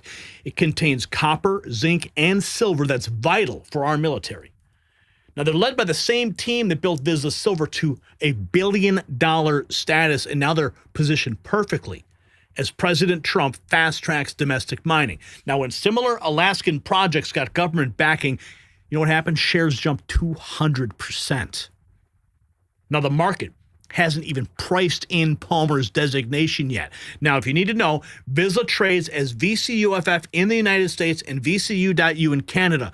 I need you to check out their presentation. You'll find it linked in below, because real leadership means real resources. Now, back at the Oval Office, the moment Mamdani walked in, President Trump took control. He didn't attack. He didn't mock. He did something far more devastating. He treated Mamdani like a CEO who needs to deliver results. They discussed illegal immigration, with Trump saying Mamdani wants a safe New York. Translation, your communist paradise means nothing if people are afraid to walk the streets. They talked about Con Edison prices, with Trump connecting energy costs to real people's lives. And while Mamdani was still processing, Trump was already 3 topics ahead. Even President Trump couldn't resist commenting on the media circus outside. Hundreds of reporters for a mayor, while world leaders get ignored. But of course, the message was clear. Trump made this meeting happen. And Mamdani, just along for the ride. And this moment here on your screen probably encapsulates the whole thing. You see, according to them, President Trump is a fascist. He's a Nazi, right? So a reporter decided to throw the question out. Make Mamdani answer for those words. And then what you see, President Trump, master class in this moment. Trump is a fascist. Are you affirming that you think President Trump is a fascist? I've spoken about... That's okay. You can just say yes. Okay. All right. Okay. It's easier. It's easier than explaining it. I don't mind. Like a puppy dog. Do you stand by your words that President Trump is a fascist? And he gets ready for his long-winded, well, you know, I've talked about it, and President Trump just stops him. It's okay, man. You can call me a fascist. I give no shits. Dude, President Trump. Dude, that was the move. That was the move of the entire meeting. President Trump's laughing off their ridiculous rhetoric because it means absolutely nothing to him. You see, he got the votes. He dodged the bullets. And now he's sitting in that chair while Mamdani is coming there looking for a couple scraps from the Oval Office. Go ahead, you can just tell him. Just tell him. Tell him I'm a fascist. It's easier than explaining it. Right? Solid gold moment. Right there. Here we have another moment. The president says that he and Mayor-elect Mamdani discussed illegal immigration at great length. I threatened to send federal troops to New York City. You both have differences when it comes to ICE agents in New York City. Mr. Mamdani, you called ICE a rogue government entity. I wonder how you reconcile your differences on both of those issues. Well, I think we're going to work them out. And I think that if we have known murderers and known drug dealers and some very bad people, we want to get them out. And the mayor wants to have peace. We discussed this at great length, actually, maybe more than anything else. He wants to have a safe New York. Ultimately, a safe New York is going to be a great New York. If it's not safe, no matter how well we do with pricing and with anything else, we can talk about anything you want. If you don't have safe streets, it's not going to be a success. So we're going to work together. We're going to make sure that if there are horrible people there, we want to get them out. I think he wants to get them out, maybe more than I do. So we'll work together. We discussed it at great length. Yeah, what do you think about that? Yeah, no safe streets in your communist utopia. Yeah, so it looks like Mamdani backing down off that threat, right? We got some more from that moment. We talked about Con Edison. Con Edison. We talked about Con Edison. We have to work a little bit on getting the prices because, we've gotten fuel prices way down, but it hasn't shown up in Con Edison. And we're going to have to talk to them. If we're sending them fuel at a much lower price than it was a year ago, which is true, we have to get Con Edison to start lowering their rates. Absolutely. We talked about Con Edison. He's agreeing with Trump. Here's more. We had a meeting today that actually surprised me. No crime. We had a meeting today that actually surprised me. He wants to see no crime. He wants to see housing being built. He wants to see rents coming down, all things that I agree with. Now, we may disagree how we get there. The rent coming down, I think one of the things I really gleaned very much today, he'd like to see him come down, ideally, by building a lot of additional housing. Yeah. That's the ultimate way. He agrees with that, and so do I. But if I read the newspapers and the stories, I don't hear that. But I heard him say it today, and I think that's a very positive step. No, I don't expect. Yes, but he does want the government to pay for it. This is government housing, so of course they can agree on it. Yes, we need more housing, but they both have very different approaches to get there. Mamdani wants the government to pay for it. President Trump, of course, free markets. Let the builders build. I expect to be helping him, not hurting him. A big help, because I want New York City to be great. Look, I love New York City. It's where I come from. I spent a lot of years there. Now I'm right here. We took a big setback with the mayor that we had, Dave de Blasio. I thought it was a tremendous setback for the city. I think this mayor can do some things that are going to be really great. We had a meeting today. I think he can do things that are great. Interesting. Trump now doing a Truth Social photo dump of his meeting with Zoran, including their pics with the FDR painting that Mamdani liked. It was a great honor meeting Zoran Mamdani, the new mayor of New York City. President Trump even writing some nice things. Look at who's standing there. Thumb, all right. Mamdani doesn't really look too thrilled, though. But he is leaning in, so maybe there's something to be said. Okay, another wide shot of that picture. And there he is, all by himself, of course, where he'll be in the end. 3 hours ago, speaking of communism, dozens of Democrats voted to condemn socialism on Friday. That was ahead of the meeting between Trump and Mamdani. Mamdani was asked about the resolution during a news conference with Trump. He says, I have to be honest with you, I focus Very little on resolutions. I think the focus is on the work at hand. I can tell you I am someone who is a democratic socialist, communist. I've been open about that. Blah, blah, blah, blah, blah, blah, blah, blah, blah, blah, blah, blah, blah, blah, blah, blah, blah, blah. Blah, blah, blah, blah, blah, blah, blah. Yeah, nice. Let's find out. This guy's got a hot take right here. Man, Dommy ain't talking that shit no more. Donald Trump got him hemmed up in the Oval Office like a damn child. Who's the master? No crime. He wants to see housing being built. He wants to see rents coming down, all things that I agree with. Boy, he's standing at attention. One of the things I really gleaned very much today, he'd like to see him come down, ideally, by building a lot of additional housing. Yeah.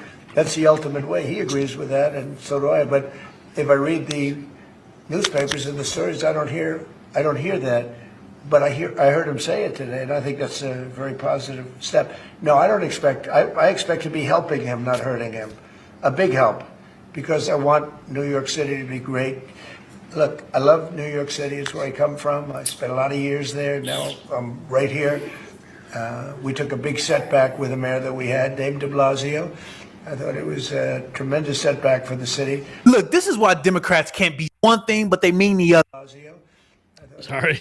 Tremendous setback for the city. Look, this is why Democrats can't be serious, because they say one thing, but they mean the other thing. What they mean on that other thing, they can't really freely express themselves because most of them are cowards. Matter of fact, all of them are cowards. How dare you, man, talk so much shit about Donald Trump and all of a sudden now you hemmed up like he your best friend. What happened? You was the main one talking all that smack. I was acting like y'all was walking around with the rap beef. Nah, you want to know what happened? Donald Trump picked up that phone and said, boy, you better get correct, or I'm going to correct you.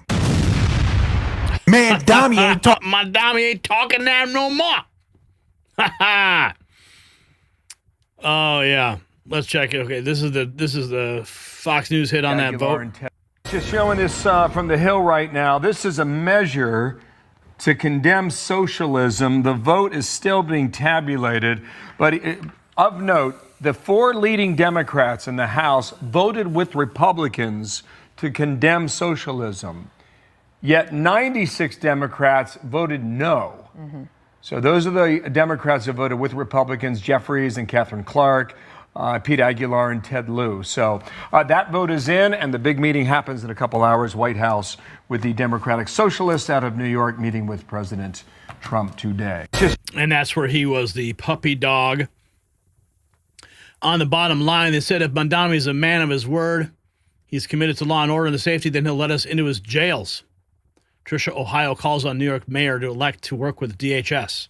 Safety and security. Joining us now is Department of Homeland Security Assistant Secretary for Public Affairs, Tricia McLaughlin. Tricia, thank you so much for joining us. Look, it was a big group hug. I think the president had a great message in saying, I want safety and security. You want safety and security. But the nitty gritty of how ICE would operate within New York City, I think is still question mark, isn't it?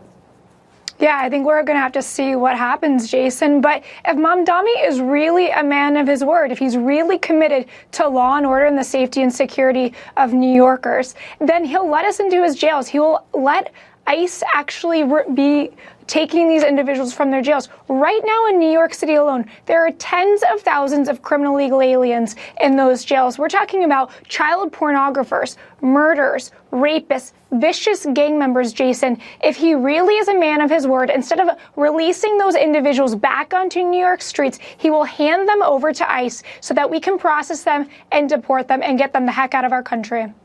Is that really a possibility, Tricia? That happens particularly under him, because this is the sanctuary of sanctuary cities, quite frankly. And Jesse Tisch is going to stay on as the director of the head of the NYPD. And she even has come out against the National Guard being in New York City. Well, I think Mamdani is in a tough spot because if he refuses to allow us into the jails, what we're going to have to do to ensure the safety and security of Americans is we're going to have to flood the zone in New York City. We've seen that before in this administration, and we will continue to do that into the next Mamdani administration so that we know that these criminals are no longer going back onto the streets, being released in that revolving door of crime, and victimizing more Americans. We'll see if Mamdani actually cooperates after his meeting with President Trump. Harry, the soul coach, just imagine Donald Trump and Mamdani get on really well today in their first White House meeting. The left are going to freak out big time because Trump is in full control.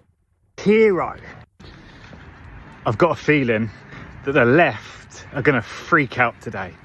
Donald Trump meets the new New York mayor, Mamdani, and he's the hero for all these people on the left. They're so proud that he's got in because Donald Trump said he was a communist and Donald Trump said he's a socialist. And anything that Donald Trump says, the left will do the opposite. And you saw how happy they was when he come in. It was like, this is a great day for the Democrats. This is a great day in history. Well, he's going to the White House today. And Donald Trump said, I think we're going to get on quite all right. So they're going to have a great conversation. How are the left going to react to this?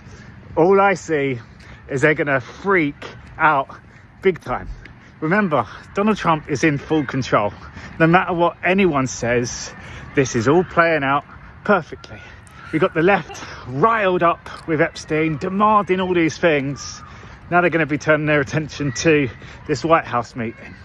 And I'm pretty sure, as always, Donald Trump's got a few surprises up his sleeve.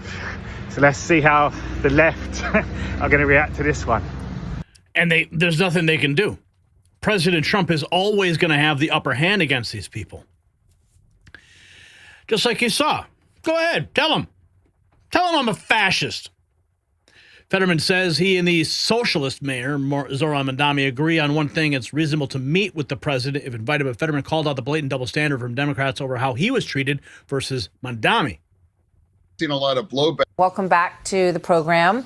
What are your thoughts as we wait for this meeting and perhaps a little bit of on-camera discussion from these two men? Well, we actually have some common ground with me and the socialist guy. We both agree that it's reasonable to meet with the president if they invite to sit down and talk to them. And I think what's different is that I haven't seen a lot of blowback for Mamdani to do this, but I got a lot. And I think it's perfectly reasonable to sit down and have this conversation. And that's what I've done back in January. And I do expect that it's going to be cordial. And I think overall it's going to be a regular conversation overall. Welcome back to the program. And of course, it's going to be reasonable. Unless you're Zelensky. He got kicked out of the Oval Office. Mamdani lasted longer than Zelensky. Remember that? Oh, yeah. Going back to the Oval. Talking about the press. Had a lot of meetings. The press has eaten this thing up. You know, I've had a lot of meetings with the heads of major countries. Nobody cared. This meeting that you people have gone crazy. You know, outside you have hundreds of people waiting. This is just a small little group. For some reason, the press has found this to be a very interesting meeting. The biggest people in the world, they come over from countries nobody cares. But they did care about this meeting, and it was a great meeting. Go ahead. The press. A great meeting. Mayor President Trump talking about his views. And also, I mean, he's got views that are a little out there, but who knows? I mean, we're going to see what works, or he's going to change also. We all change. I changed a lot. From when I first came to office. It's now quite a while ago. It's quite a while. My first term was great. We had the greatest economy in the history of our country. We're doing even better now. We're doing much better now than we did even the first term. And I can tell you some of my views have changed. And we had discussions on some things. I'm not going to discuss what they were, but that I feel very confident that he can do a very good job. I think he's going to be. I think he is going to surprise some conservative people, actually.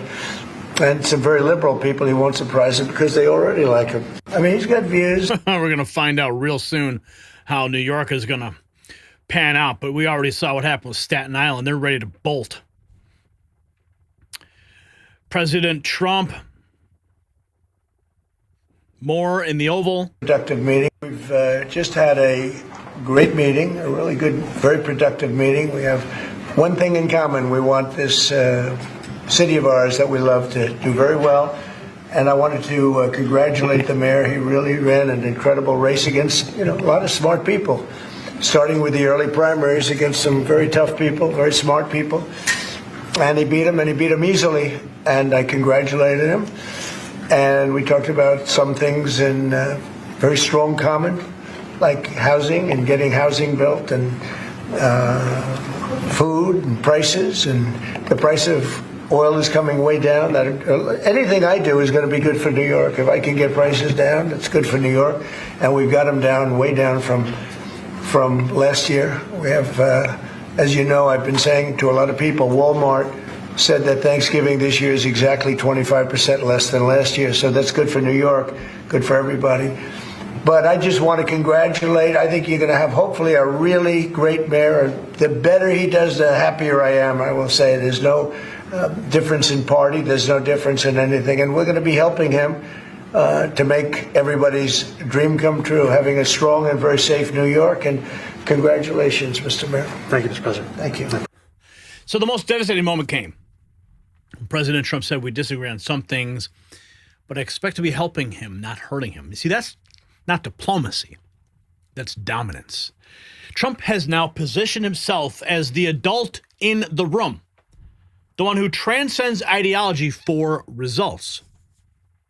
While Mamdani's supporters fantasized about him bullying Trump or demanding money like Zelensky, their hero sat there, getting a tutorial in actual governance. The socialist revolution, communist revolution, just met reality. And you know what? Reality won. Because the summit wasn't just a meeting, it was a message. Trump showed America what real leadership looks like.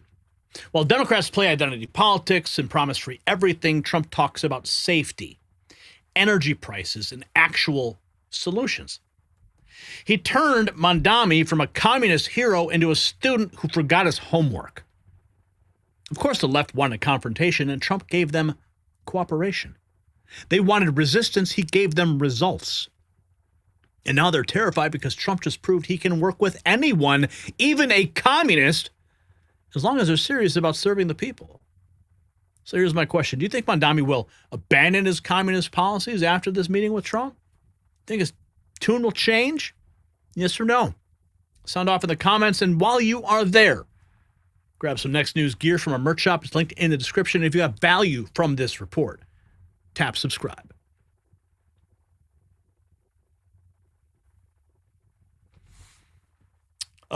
So a quick update on what's going on with Marjorie Taylor Greene.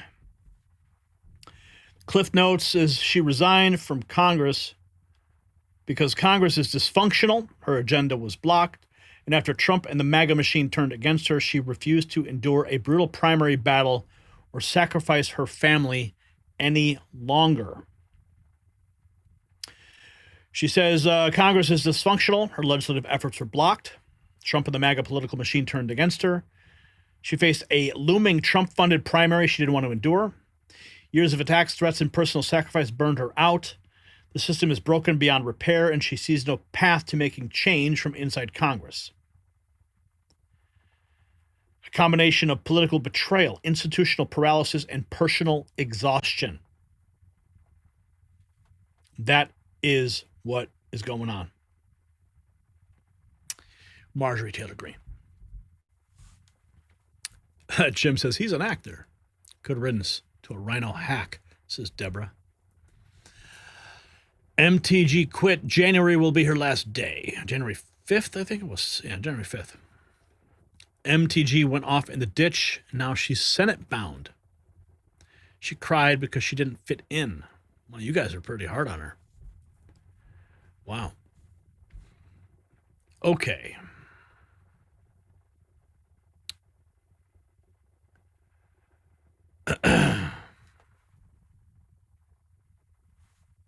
Let's see. We got to go check in with Chicago.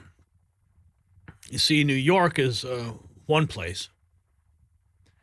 And now we have horror from Chicago.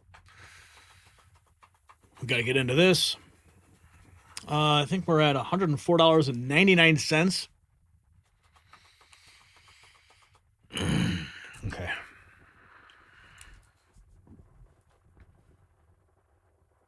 Picture this. A young woman boards a train in Chicago. She's just trying to get home. Minutes later, she's fighting for her life as flames engulf her body. Her attacker? A man with 49 arrests who should have been in prison. The judge who set him free said she couldn't keep him locked up because the prosecutor wanted her to. Those 9 words just turned Chicago into a war zone, and what happened next will make you question whether our justice system exists to protect the innocent or coddle the guilty. Now, Lawrence Reed is not just another criminal. He is a one-man crime wave with 49 arrests, 10 felonies, and a history of violence that should have kept him locked away forever. But Cook County Judge Teresa Molina Gonzalez looked at his rap sheet and decided to roll the dice with public safety. Her exact words in court: "I can't keep everybody in jail because the state's attorney wants me to." So she didn't. Days later, Reed walked onto a CTA Blue Line train, doused a 26-year-old woman in gasoline and lit her on fire while screaming, "Burn alive, bitch." This is not criminal justice reform. This is criminal justice surrender. Oh, and then Mayor Brandon Johnson, he decided to weigh in. He called it an isolated incident. But of course, this is the same Blue Line where somebody was stabbed just last week. Of course, isolated. The same system that treats violent predators like victims and actual victims like statistics. You see, when judges care more about criminal rights than public safety, when politicians call systematic violence isolated, when a woman can't ride public transit without facing death, we don't have a justice system anymore. We have anarchy with paperwork. And when Democrat policies turn cities into war zone, protecting yourself becomes essential. C60 Evo's holiday gift sets help maintain the energy and clarity you need to stay safe and alert. Their breakthrough C60 EVO, it supports mental sharpness, faster recovery, and fights the stress that comes from living in chaos. And right now, get 40% off when you buy the 6 gift bundles. Each includes their youth-enhancing facial serum plus the C60 Evo oil. I take it every day. It's perfect for family members dealing with urban stress. This offer is exclusive only to our audience at the link below, c60evo.com/NNN. Do not wait. Secure your family's health while Democrat cities burn. The link, c60evo.com/NNN. Now, of course, the rage is not just from conservatives.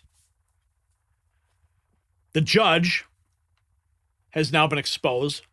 Judge Molina Gonzalez, photos and records. Everyone's demanding accountability. Even Cat Turd said what millions are thinking: arrest the judge. Tommy Robinson, calling it what it is: weak judges need to be prosecuted. Another says, another judge, Ralph Megzik, is being named for freeing Reed on earlier charges.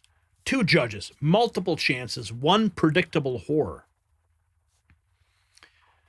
Name, blame, and shame these judges, says another. But here's the sickest part. Reed was charged with terrorism for setting fires at the Thompson Center back in 2020. They knew that he was an arsonist. They knew that he was dangerous, yet they let him walk anyway. She tried to escape, and no one helped. Says a female was set on fire at the location. Clark and Lake says a female was set on fire at the location. A 26-year-old woman is in critical condition after she was set on fire while riding Chicago's L train. 3rd-degree burns around her body. All right, 3rd-degree burns around the body. The criminal complaint says Monday night, 50-year-old Lawrence Reed went to a gas station, bought gasoline, and put it in a plastic bottle. 20 minutes later, he was on the train and poured the gas on a random victim's head. She tried to get away, but he pursued her with a flaming empty bottle and ultimately lit the gas. And according to the U.S. attorney, no one helped her. Even as she was on the ground trying to put herself out and is rolling on the ground, no one came to her aid until she was able to get off the train and to the platform. When Reed was arrested, police say he blurted out "burn" expletive, "burn alive" expletive. Records show Reed has been arrested more than 46 times since 1993. 9 times the charges were felonies, yet he has only served 2 years for a drug case, 30 days for driving on a suspended license. Lawrence Reed had no business being on the streets, and as a result, you have an innocent victim in the hospital fighting for her life. In August, he was charged with aggravated battery for knocking out a social worker at McNeil Hospital in Berwyn, Illinois. The petition for pretrial detention states that Reed is a real and present threat to the safety of any person or persons in the community. Still, Judge Teresa Molina Gonzalez denied pretrial detention and ordered electronic monitoring with the condition that Reed could go free from 6 a.m. to 2 p.m. The only restriction was that he could not go back to the hospital.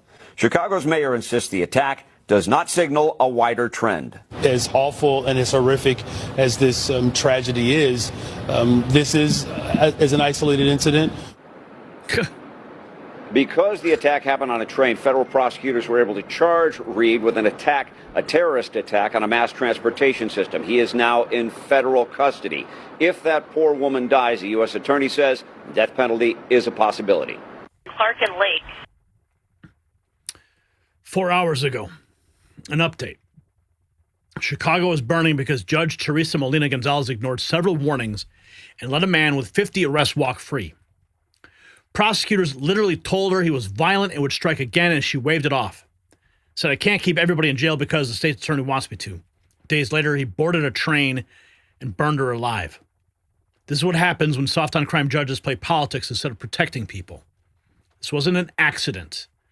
It wasn't an isolated incident. It was preventable, and an innocent woman is fighting for her life because a judge didn't care. I can't keep everybody in jail because the state wants me to. The words uttered by Judge moments before she released the man now accused of setting a woman on fire aboard a Blue Line train. Mirroring the horrific murder of Irina Zaratruska, another young white lady is brutally attacked on public transport by a multiple black felon.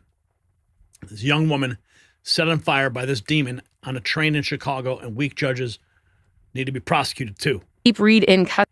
This is Lawrence Reed's most recent booking photo, the latest in a long string of lockups. We found 49 arrests, including 10 felony cases and an active aggravated battery case from August, in which Reed was accused of hitting a social worker at McNeil Psychiatric Hospital, causing loss of consciousness, 2 ER visits, and lasting memory issues, headaches, and daily nausea.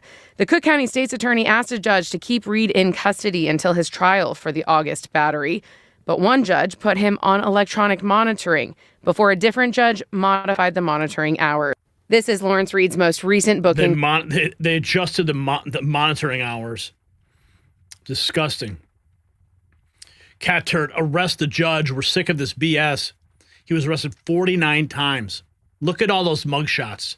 This is what 49 prior arrests look like. Chicago Mayor Brandon Johnson, as you saw, now he's being slammed after he brushed off a 49-time arrested criminal.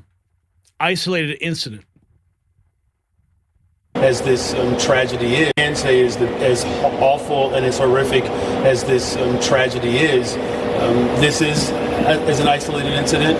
As we continue to invest more in our public transportation system, we want people to feel safe as they ride. And so many working people rely on our public transportation system across the city, and that's why I'm doing my part to ensure that these investments are getting right to the people so that, of course, people can continue to enjoy.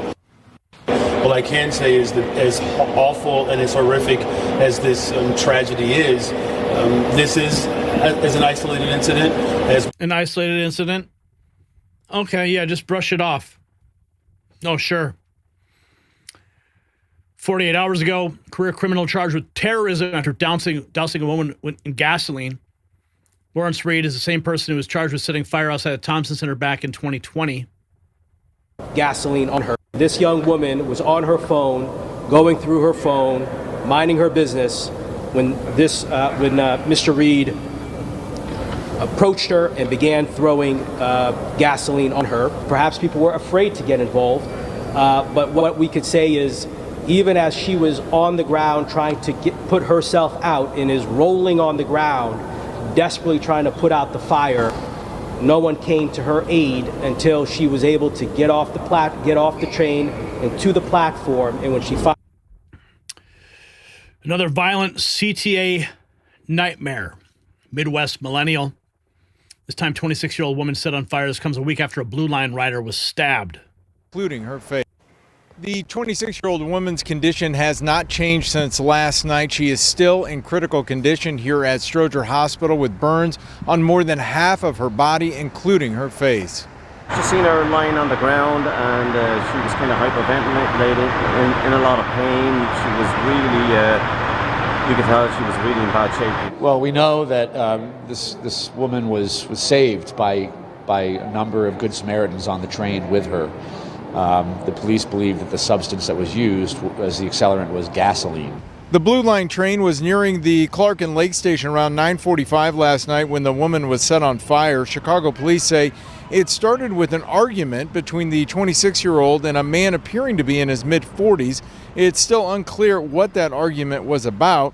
Police say the man then poured some sort of liquid on her during the argument and ignited it. And you heard Alderman Riley say that police told him it may have been gasoline. When the train did stop, police say the woman got off and fell to the ground. The suspect took off running. CTA trains and stations have cameras all over them, but so far police have not released any images of the suspect they are looking for. But Alderman Riley says police do have some really good leads. Of course, he's now in custody. Thank God. Entirely avoidable. This will qualify as another Governor Pritzker Safety Act success story. My friends, the security footage, horrifying. A crowded train. A woman minding her own business. Reed approaches with a container of gasoline in broad daylight. In front of witnesses, he douses her, lights the match. She tried to escape, and nobody could help her fast enough. This was not some kind of crime of passion. It was premeditated evil, and it was entirely preventable. Judge Melina Gonzalez had the power to keep him locked up, and she chose not to. That choice has consequences, and those consequences are now burned into Chicago's conscience. You see, this is what happens when cities surrender to crime, when judges become activists, when politicians call preventable tragedies isolated. The young woman did not have to burn. Lawrence Reed should have been in prison after arrest number 10 or 20 or 30 or 40. But in Democrat-run Chicago, you get 49 chances to destroy lives. Judge Teresa Molina Gonzalez has blood on her hands. Mayor Brandon Johnson has ashes on his. And somewhere tonight, a family could be planning a funeral because our justice system values criminal comfort over public safety. Here's a question for you. Should judges face criminal charges when their lenient sentences lead to murders? Yes or no? Let your voice be heard in the comments, and you can support real journalism by checking out our Next News merch shop. The link is below, and if you got value from this report, tap subscribe.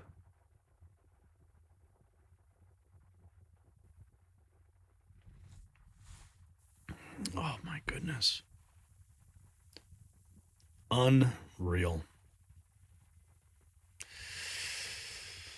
So many crimes in so little time to cover them all. But we do have another one. This is a pretty big deal, as a matter of fact. And of course, it's all over. CBS News, my goodness. Why did MTG quit, you ask? I'll just do the quick recap on that. Since you asked. Cliff Notes version is that she resigned because Congress is dysfunctional. Her agenda was blocked. And after Trump and the MAGA machine turned against her, she refused to endure a brutal primary battle or sacrifice her family any longer. That's the Cliff Notes. But as I said earlier in the report when this news broke, nobody just resigns without a plan. She has a book coming out. Midterms are upon us. Another presidential election cycle is on the horizon. So it's very likely there could be some other plans in the works. But we do have to get to our next story now. We're going to go down to Florida for a moment.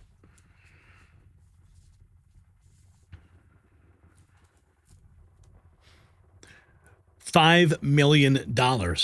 That's what disappeared from disaster relief funds meant for American families devastated by hurricanes, floods, and tragedy. You see, the money didn't vanish into thin air.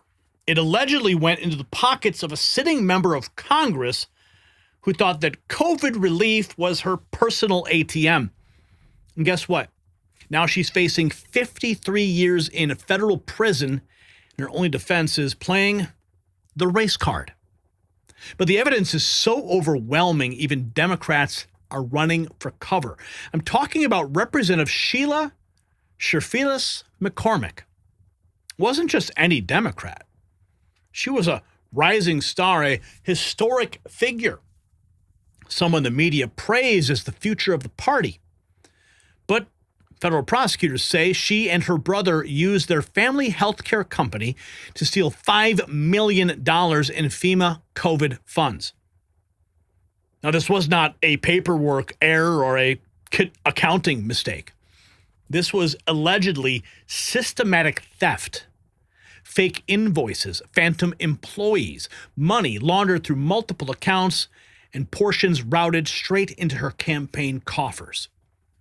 While American families struggled during the pandemic, while businesses collapsed, while people lost everything, she allegedly treated disaster relief like a personal slush fund. The evidence includes bank transfers, forged documents, and a paper trail prosecutors call conclusive. And she quietly stepped down from her position as ranking member Democrat on the House Foreign Affairs Subcommittee, but she's still voting in Congress. Meanwhile, George Santos was expelled before he was even indicted. You see, the double standard isn't just obvious, it's obscene. And while Democrats steal from disaster victims, we have some breaking news. Because Trump's Executive Order 14241 has just designated Alaska's Palmer Project critical for America's mineral independence. Now, Vizsla Copper owns this $3.5 billion treasure containing military-grade copper, zinc, and silver. Now, their proven team took Vizsla Silver to billion-dollar heights, and now they are repeating the playbook. Government-backed Alaskan miners recently surged 200%. Now, Palmer's designation just hit the news, but markets have not reacted yet. This corruption-free investment opportunity trades as VCUFF domestically and VCU.V in Canada. There is a link down below to learn more and how you can invest in America's resources and not Democrat slush funds. You see, the Democrat corruption runs deeper than anyone imagined. Federal investigators found records showing overpayments, suspicious transfers, and money moving through shell accounts like a criminal enterprise. Her defense? She claims she's being targeted because she's black. Nick Sortor destroyed that excuse, saying, quote, "I didn't realize being black gave you the right to steal millions from devastated families." Even NBC's Today Show refused to cover it. Curtis Hawk caught them ignoring one of the biggest corruption scandals in Congress. Why? Because it destroys their narrative. Because it proves what we've always known. The same Democrats who scream about accountability are the ones with their hands deepest in the cookie jar. And now she faces 53 years in prison. You see, that's not a slap on the wrist. That is life-ending consequences. 24 hours ago, NBC's Today Show refused to mention the news that the DOJ had indicted Florida Democrat Congresswoman Sheila Shirfilis McCormick for allegedly stealing $5 million in funds. They had a full story from co-host Gail King and correspondent Scott McFarlane News. The Justice Department has indicted a Florida congresswoman alleging that she stole millions from FEMA. Her name, she's a Democrat, Sheila Shirfilis McCormick, is accused of taking $5 million in agency funds to use for her political campaign. Scott McFarlane has the story. I'm Sheila Shirfilis McCormick, Democrat for Congress. When Sheila Shirfilis McCormick was running for a seat in the U.S. House in 2021, the Department of Justice says the Democrats stole $5 million in COVID-19 disaster funds to support her congressional campaign. A federal grand jury indicted Shirfilis McCormick and several co-defendants Wednesday. Prosecutors allege a healthcare company she ran with her brother was overpaid $5 million in FEMA funds for a vaccination staffing contract. They say the company received that money in July 2021, and Shirfilis McCormick used it for her campaign. The funds were routed through multiple accounts to disguise its source, they say. And a portion of the money was funneled to friends and family who donated to the campaign. It's the latest legal battle for Shirfilis McCormick, who's already under investigation by the House Ethics Committee for campaign finance violations, including misreporting the source of a contribution. In a statement, Shirfilis McCormick called the case a, quote, sham indictment, insisting she is innocent. Shirfilis McCormick faces the prospect of prison time if convicted. But, Gail, we're still waiting to see the court filing submitted by the Department of Justice in the Southern District of Florida. To be continued. Scott, thank you very much. So CBS Mornings covers it, but NBC's Today refused to even bring it up. And now we have this from Representative Greg Steube of Florida, Republican. He's filed an expulsion resolution and called on Sheila to resign after she was charged by the Department of Justice. So I think it's, if you read the indictment and the level of felonious activity that this was, I believe that this rose to the level of expulsion. I've called on her to resign. The Ethics Committee, I think, is close to releasing their report, which in that report is going to be all of the evidence as it relates to their recommendation. There's some precedent of this in the House with the George Santos situation. After the Ethics Committee released the report is when they move forward with an expulsion. So I think it's wise to wait so that all the members have all the background information to make a full informed decision. But I think it just rises to that level. I represent a district in Florida that's been hit by 6 hurricanes in 2 years. We got hit by 2 hurricanes in 2 weeks last year. Most of my district has been absolutely devastated by hurricanes. I would say the mass majority of my constituents have relied upon FEMA funding to survive. I had in Hurricane Irma, Ian, Milton, I've had entire neighborhoods flooded, and in those neighborhoods they weren't in a flood zone, and they relied upon FEMA to get those funds. And I can tell you that the constituents in my district are absolutely appalled that a member of Congress would defraud the very agency that they've relied upon just to get by after hurricanes. Oh, she's toast. Double standards on Capitol Hill. Democrat Sheila indicted on charges she stole and laundered $5 million. Hey, Congresswoman Sheila Shirfilis McCormick. I think I said her name right. McCormick. Let's just call her Congresswoman McCormick. She's a Florida Democrat. She has been indicted now on charges that she stole and laundered $5 million in federal relief funds that were supposed to go to COVID. By the way, a lot of COVID fraud like this. There's probably other congresspeople who did it too. And apparently she used the money for her congressional campaign. Again, she's a Florida Democrat. But Emily Finn, you know, she's going to get a lot better treatment, right? Because she's a Democrat. George Santos, who I'm not crying crocodile tears for, he's kind of a, strange kind of guy. But even before he was formally indicted, they kicked him out of Congress. No problem. And almost every Republican voted to get rid of him. She's going to stay in office, I predict, through the end of next year, if I had to bet on it. And as far as I'm aware, Jake, and you can tell me if I'm wrong here, George Santos did not steal $5 million? I mean, that is egregious. It reminds me of, if you remember, during the BLM riot days, that organization, the woman in charge of that organization was stealing money and buying $1 million mansions in California, and that fraud was finally exposed as well. You know, thank God that the news was able to come out on this woman, and it comes down to her constituents at this point. That if she's not expelled from Congress, that they just have to vote her out and get someone in there with a lot more integrity. Yeah, but I predict that they won't. She may step down on her own if she has a decent lawyer and things like that. But honestly, if I had to bet, this time next year, she'll still be in office.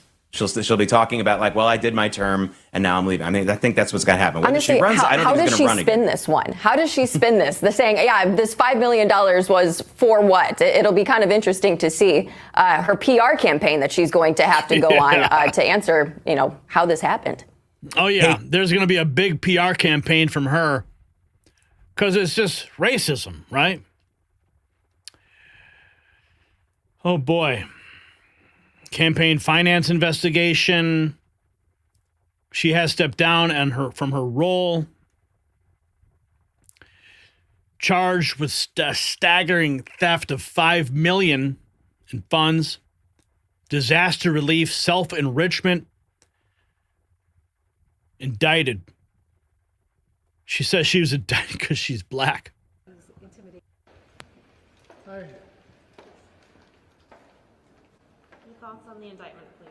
Well, it's an unjust indictment, and it seems like these intimidation tactics have been pervasive. We spent all week seeing different members getting censured, all in hopes of intimidating and kind of distracting from the Epstein files. And I look forward to my day in court so I can prove myself and actually state the truth.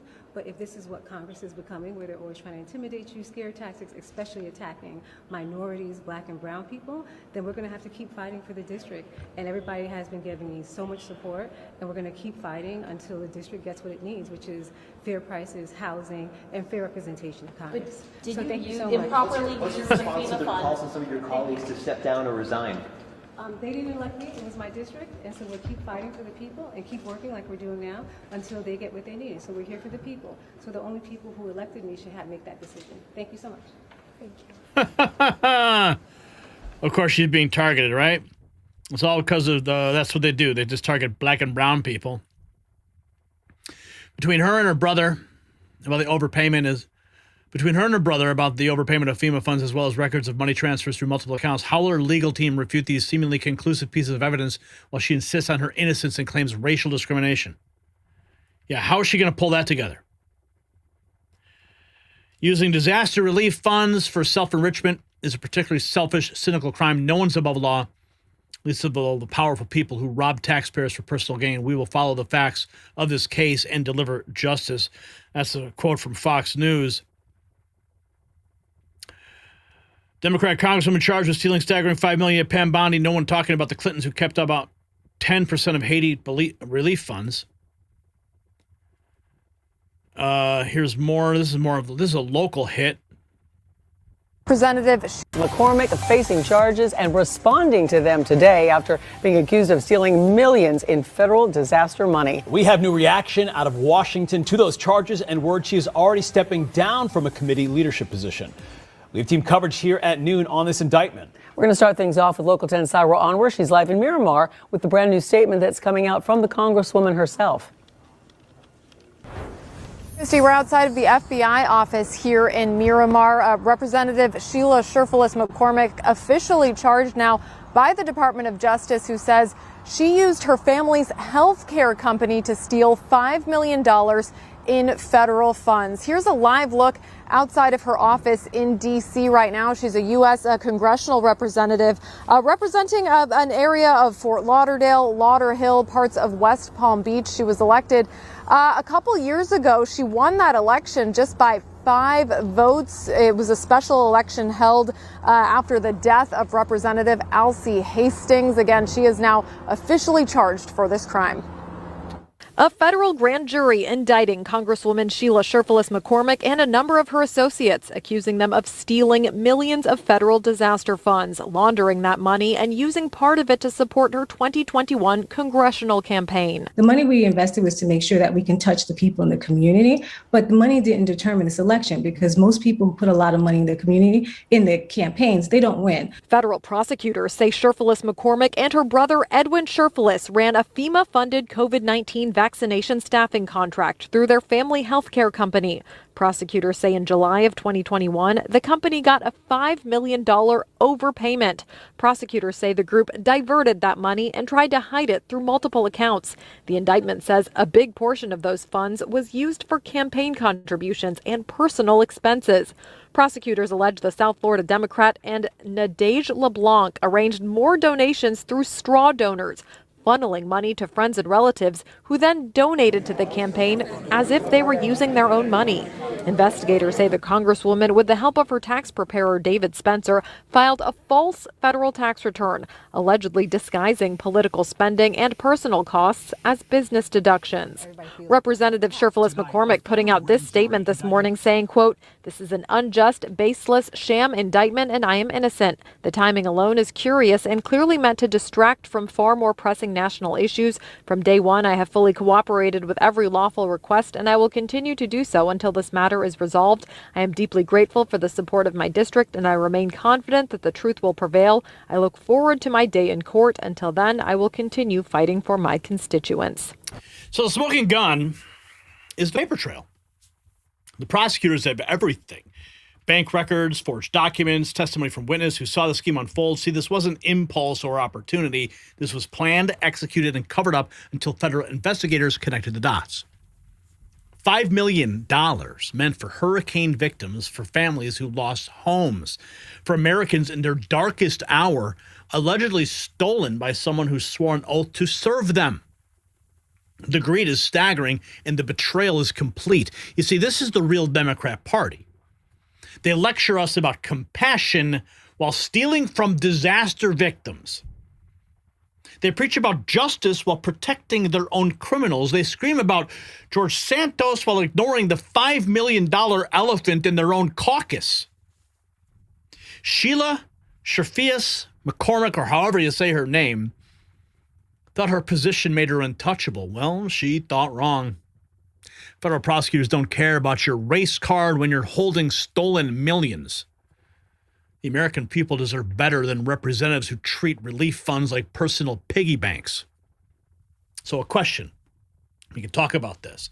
Should Democrats expel her immediately or wait for conviction like they demanded for Santos? Yes or no? Make your voice heard in the comments, and you can support independent media that exposes corruption by visiting our Next News merch shop. You'll find it linked in the description. And if you got value from this report, tap subscribe.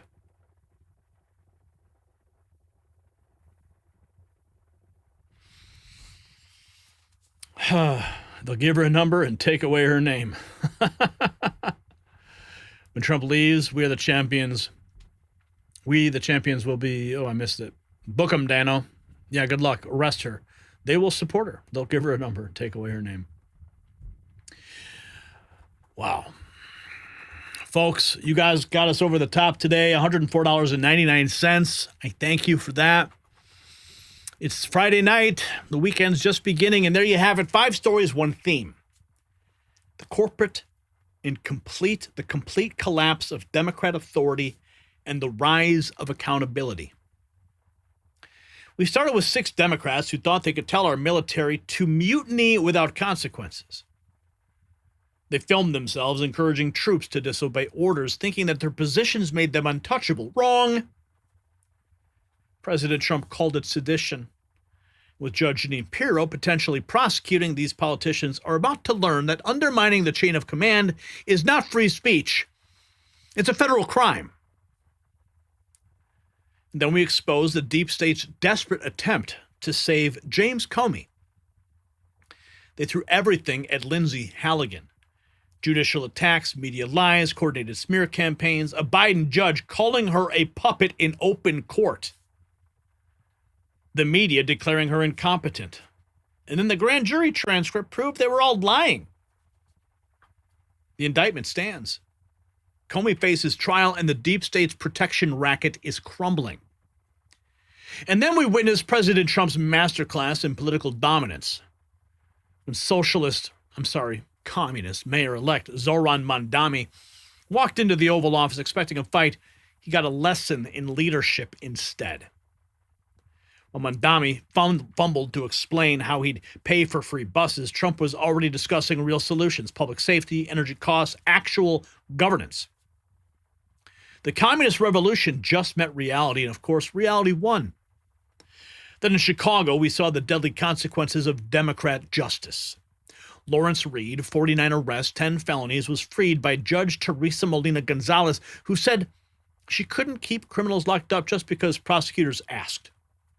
Days later, he set a young woman on fire on a train. Mayor Brandon Johnson called it isolated. No, Mayor. This is systematic. This is what happens when you value criminal comfort over public safety. And finally, Democrat Congresswoman Sheila Sherfilis McCormick got caught allegedly stealing $5 million in FEMA disaster relief. Money meant for hurricane victims that she supposedly funneled through her family business and into her campaign. Her defense? Racism! Because apparently stealing millions from suffering Americans is now a civil rights issue, right? She faces 53 years in prison, yet she's still voting in Congress while George Santos was expelled before indictment. 5 stories, one truth: the Democrat machine is imploding. So to everybody who sent in super chats and Rumble rants tonight, thank you. Your support keeps us fighting, so tell a friend. Keep telling your friends about the Raw feed. Share the show with somebody who needs to hear it. You are the only weapon to override the algorithm. And if you want to wear your support, go to the merch shop. It's linked in the description, because this is all bigger than politics. This is about whether we have a republic or a banana republic, whether we have justice or just us, whether we have order or chaos. The masks are off, my friends. The crimes are exposed and the consequences are coming. So thank you for joining the Raw feed. We'll see you on the next show. Stay vigilant, stay free, stay American, and have a wonderful and blessed weekend.